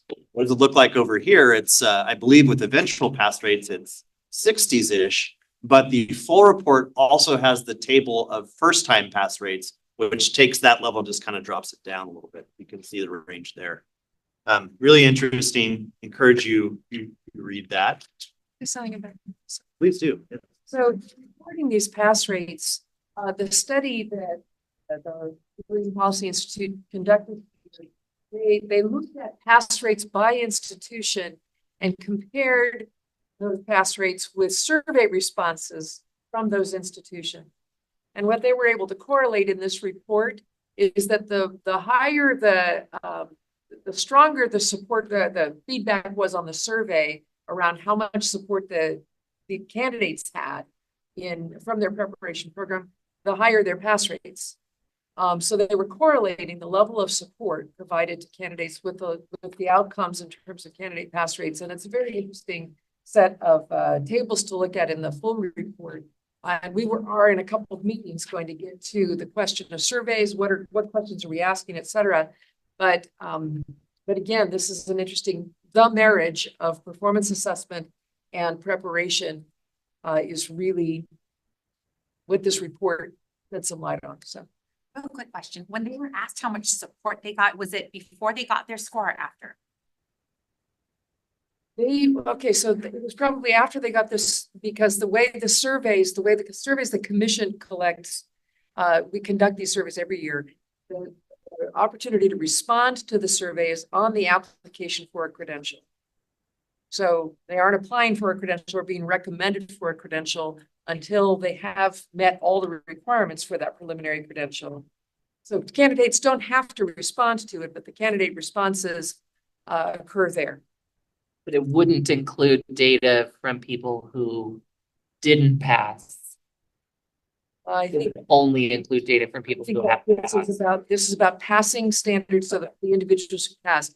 Yeah, this is not the pass rate data at the very beginning, and the feedback data and the LPA data that are all also included in your resource pack here shed light on different stages of preparation development before, after, during. This one is after. This is for everybody who passed. You see how their programs, you see how the programs distribute. And looking at the first-time pass rates that Adam mentioned, I think is a really important thing to do, to take a look at how first-time and eventual look. And you'll see in the initial data tables in this section from the CTC data collection, what we do for our annual report. You'll see for both Cal-TPA and NTPA, and I think for FAST as well, first attempt, second attempt, third attempt, cumulative attempts. It shows you kind of how many candidates are in each of those categories as we go. There's another category of candidates that I believe our model sponsors will be presenting data on tomorrow, which are candidates who receive condition codes and are therefore not scored, which is a third category. Those who pass on the first attempt, those who pass over multiple attempts, and those who are not scored initially because they got a condition code, which the folks will be able to talk with you more about tomorrow. And you have sorry, go ahead, Vanessa. I just had a question about the LPI. Does it say the supporters from the university or their classroom? It's, I don't remember, but I'll know the answer to that tomorrow. I believe it's primarily from the institution. It might be an open-ended question, though. You know, how well supported were you in completing your teaching performance assessment? I don't know that that bifurcates by the university or by your cooperating teacher. On page 38. It's on page 38. There we go. Okay, somebody's been reading. We've read this for a couple of months now. Yeah. So just to, there's one more category in the data that you're going to see at the pass rates. So you have the first time pass rate, second time pass rate, third time pass rate, the taken it but never passed rate, right? And we don't know how many attempts are in that bucket. And then you have the non-scorable data, which are people that, you know, that because of certain aspects, and you look at the different condition codes, their documents or their submissions were deemed unscorable, and therefore the rubric was not applied. They had to resubmit. So there's a lot of different ways that it's sliced, and you'll see that. I believe we have the non-scorable data for the Cal TPA. We have the FAST equivalent. And then at TPA, I believe we need a little bit more time to get the information.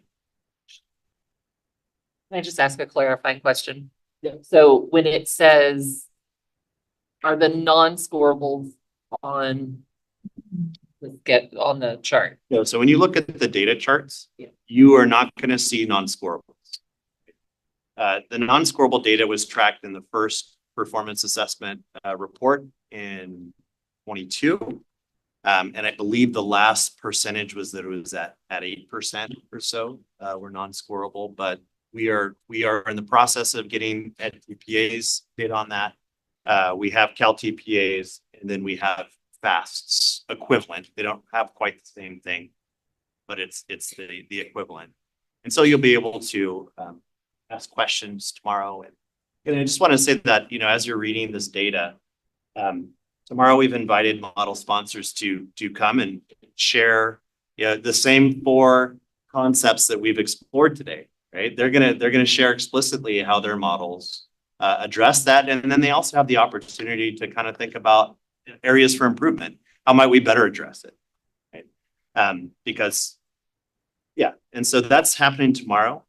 You'll have a chance to, you know, I believe if the co-chairs, it sounds like if we need to stretch in time, we'll stretch in time to make sure we get the most out of that. And it'll be a good discussion. So this is to prepare you for that, to start to kind of to surface some of the things you're curious about. Take a good look at those data tables. Take a good look at the, you know, read through those survey responses now that you kind of know who they represent and who's not included. Yes, Brent?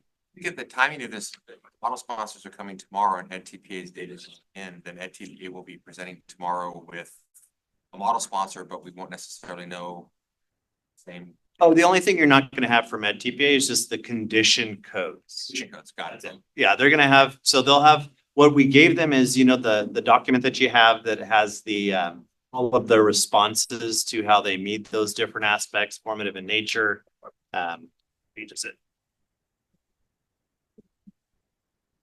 So they basically got the same document in PowerPoint template form. There was like basically how is your model formative in nature? All of that. So they're going to present on those aspects as well as share a data addendum that does kind of track some of the pass rates and the data that you're going to see in the tables. Then whatever else they want to add. So we've asked them to keep it to 45 minutes of presentation, and then the question and answer can come after that. There's also, we printed and put in your binder the most recent version of public comments that have come in. That's something that we always do. Something that the commission always does is kind of, as soon as we know we're going to meet, we print at the last minute so that we can get you the latest and greatest. But I would also check online. Take a look at the items. Public comments are there as well. The last item in this section is the literacy performance assessment pilot. Could you talk about that a little bit? Oh, yeah, I forgot that. That's the last one. Sorry. All right. Yeah, the literacy performance assessment, just up on this. This is the performance assessment that's replacing RECA, the result of Senate Bill 488 around literacy. RDI-TPA is developing a model. FAST is piloting a model this year. RDI-TPA has been working and did pilot last spring. So what we included in the last section, beginning on page 44 of this handout, is the results of that particular pilot. There were 218 candidate submissions for that across 19 institutions. And we did surveys, we did focus groups, we did of candidates, of their cooperating teachers, of the faculty supervisors. So multiple different perspectives on the instrument itself, the literacy performance assessment as an instrument. I think one of the things you're going to learn tomorrow, and I think this is true of all of the performance assessment models, is that they are evolving every year. Everything you learned last year, you're applying to the next year. So the literacy performance assessment, however, has to meet this whole new expectation that it carries the weight of RECA and is replacing it. So, so just so you know, this is going to be a smaller sample than the other samples in the other data sets that you're looking at here. And it is a work in progress. But what we found, and we thought it was important to share with you, is that this particular form of TPA has moved forward since last year, when we were getting some very critical and important feedback from the field. The commission directed the staff to really dig in and be as responsive as possible. So there's some very interesting comments that are included in the report. And I just want to say, I'm really digging AI, okay? I'm learning more about it. I've got an incredible teacher here who's, I can't do it. I don't have any earthly idea what to do with it. But if you could take, our minutes from a 2-day meeting, and with AI, I've got a written product, I feel very excited about that, right? I was at the meeting and I can say for sure what really happened, but that's been really interesting.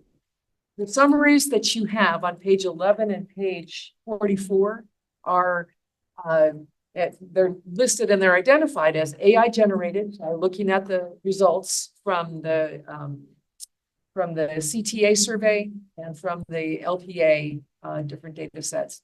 And I really, if you've got homework tonight, I really want to push you to look past just these summary statements, because they are very limited. They catch very high level ideas about, what you might find in the comments.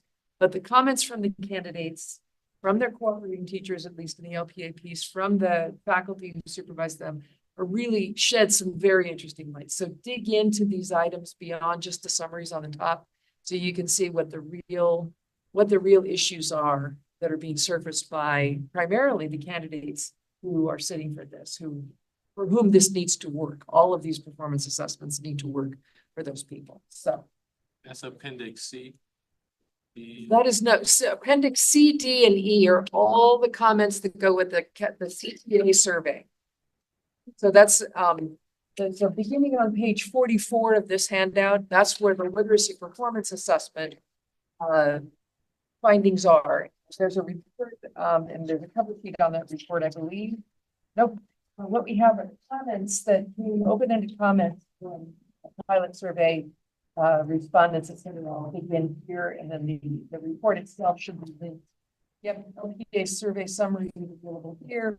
Anyway, take a look at this, because this is it's just good to know how people are experiencing this. And what you see, I think, across the spectrum of the CTA survey and across the 5 years of data that are the first 8 pages of this, and in the LPI study, which was looking at one specific year. I can't remember which year they were looking at LPI, but it's in the last couple of years they were combining TPA pass rates with scores or with survey results. You see an evolution here of responses in different points in time. And the LPA data is probably the most recent set of feedback we've had on performance assessment from the 200 people plus 218 people candidates who agreed to pilot it. So it's very interesting to see the arc of candidate experience with this across different times and different models. So as the models are evolving, this is really interesting. What we don't have is survey data on FAST. here for you to look at. We do have data. We have fast data in the first 8 pages of this item though, so you can see that. Anyway, enough said about that. Yes, unless there are other questions. Sorry, I wanted to ask for the pilot, how did you get these candidates to pilot this, and what was the condition? Like, did they automatically get it passed because they joined the pilot? Did they get $50? They got to pass. This took the place of the RECA for them. If they passed, this is at the LPA Did they RECA fail it? pilot. If they failed it, well, of the 218 that took it, I think there were 5 who did not pass it. So 213 passed it. The 5 who did not pass it, I believe, in thumbs up, thumbs down, they still have to take the RECA as a result of that. Thumbs up. I'm sorry, Amy Rising is the director of Cal-TPA. Looking for us back there. So they were selected, the 19 institutions. We invited every institution that's a Cal-TPA user to participate in the pilot. We had a number that we could serve in the pilot, and 19 institutions. They had to demonstrate that they had met the literacy standards that have recently been adopted by the commission. Every preparation program in the state is being certified this year on those literacy standards. And the literacy performance assessment is being built to assess those things. This is all Senate Bill 488 driven. So the programs that could participate in this had to have demonstrated that they were aligned to those new standards, so their candidates had an opportunity to learn. And at that point, they became eligible, and we selected across multiple subject programs, special education programs. We would have selected PK3, which is our newest credential, but we don't have any candidates yet who can take that. We hope that in the field test this year of the LPA, we'll get some PK3 candidates. So this is a smaller sample than you'll see in the other data sets, but a recent sample. The comments from the candidates are really helpful. I think across all of these data sets, the comments from the CTA data and the LPA data, the comments from candidates really shed light and speak to some of the issues also that you raised, Linda, about the challenges. Are we assessing your ability to capture a video and clip it? No, we are not. So there's an issue there. That's just one issue that is persistently raised across all of these surveys, the challenges of the technology.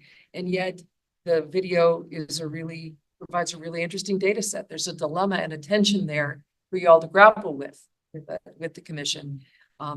Think about what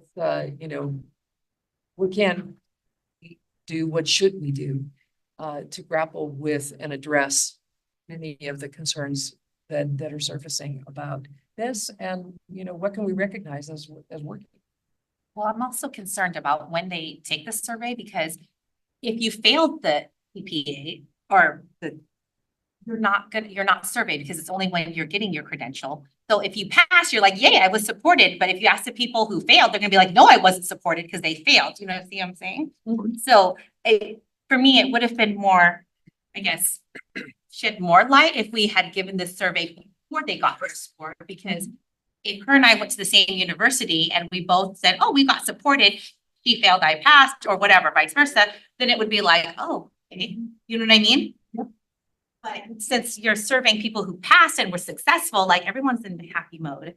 Oh, I wouldn't say that. That's true. Everybody who put a comment in any of these documents has passed a TPA, and they are not all in happy mode. Trust me on this. Sorry. But you're right. I mean, it's an important point. It's a very important point, and we're going to take up as a focus area surveys. Yep. What questions we're asking, when we're asking them, and recommendations, and of whom. That's right. That's right.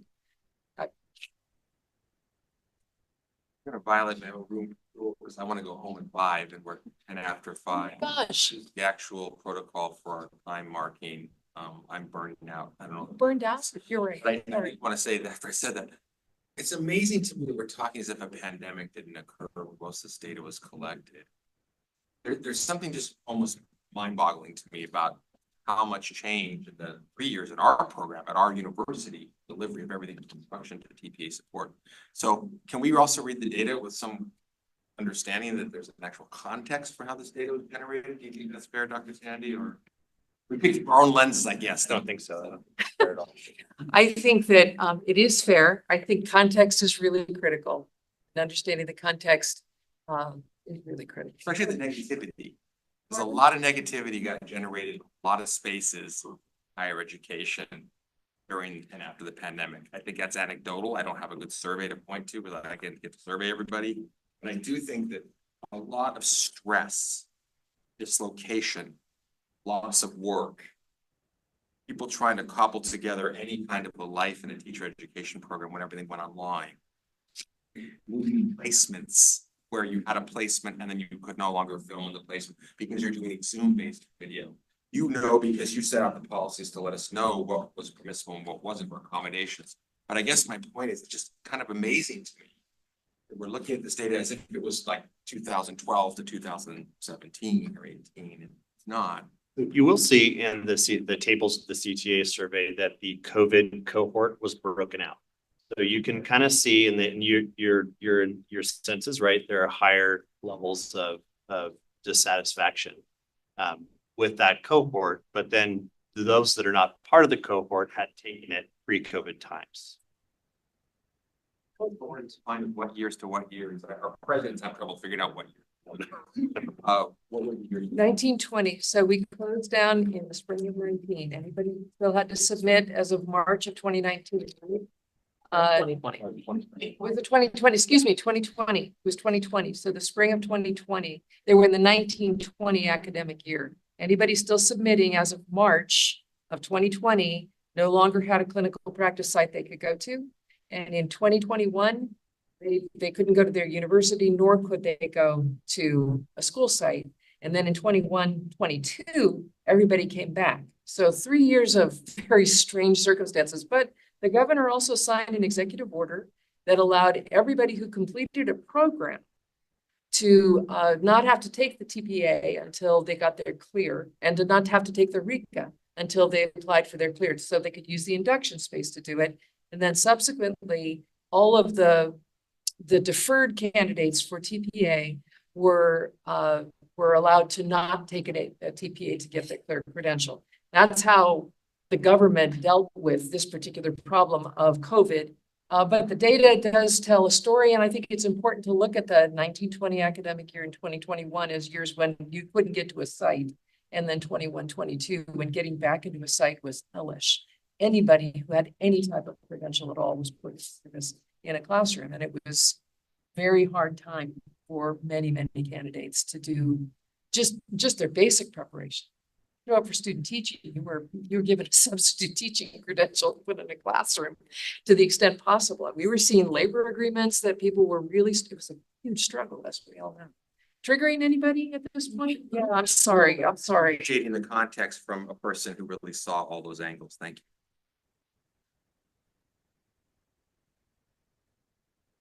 What time do we come here tomorrow? 8:30.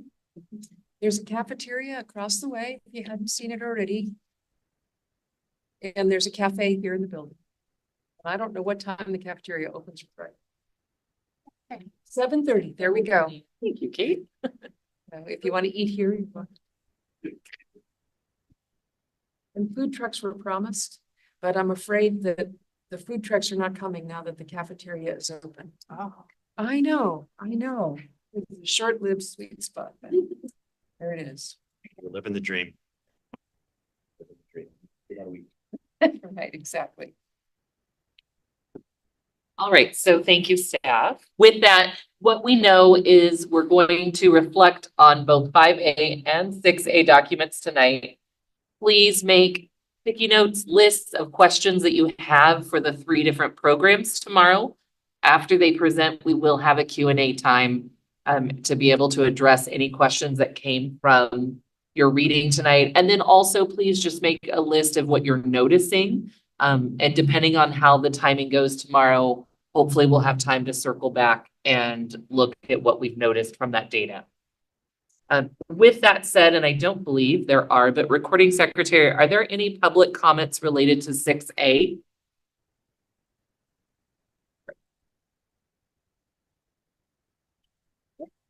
All right, so next is item 7A, general public comment. We will now open for public comment. Recording secretary, are there any public comments? Public comment period for this item is now closed. So we will move to 8A, which is our day 1 closing remarks. Is there anyone from the commission who would like to offer any closing remarks. Brown? This was amazing. I'm gonna go home and process and thank you in advance for doing such deep dive into lots of data. Thank you.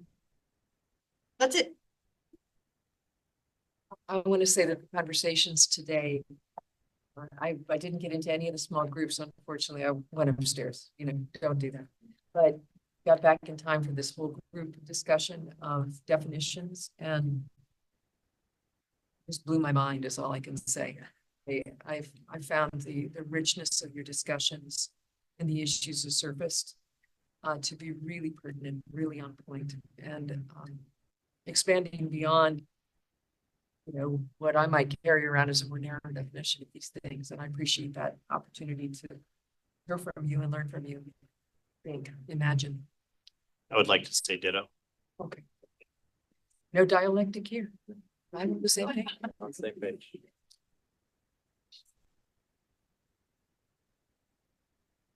So with that, I now recess day 1 of the meeting. We will reconvene at 8:30 tomorrow morning.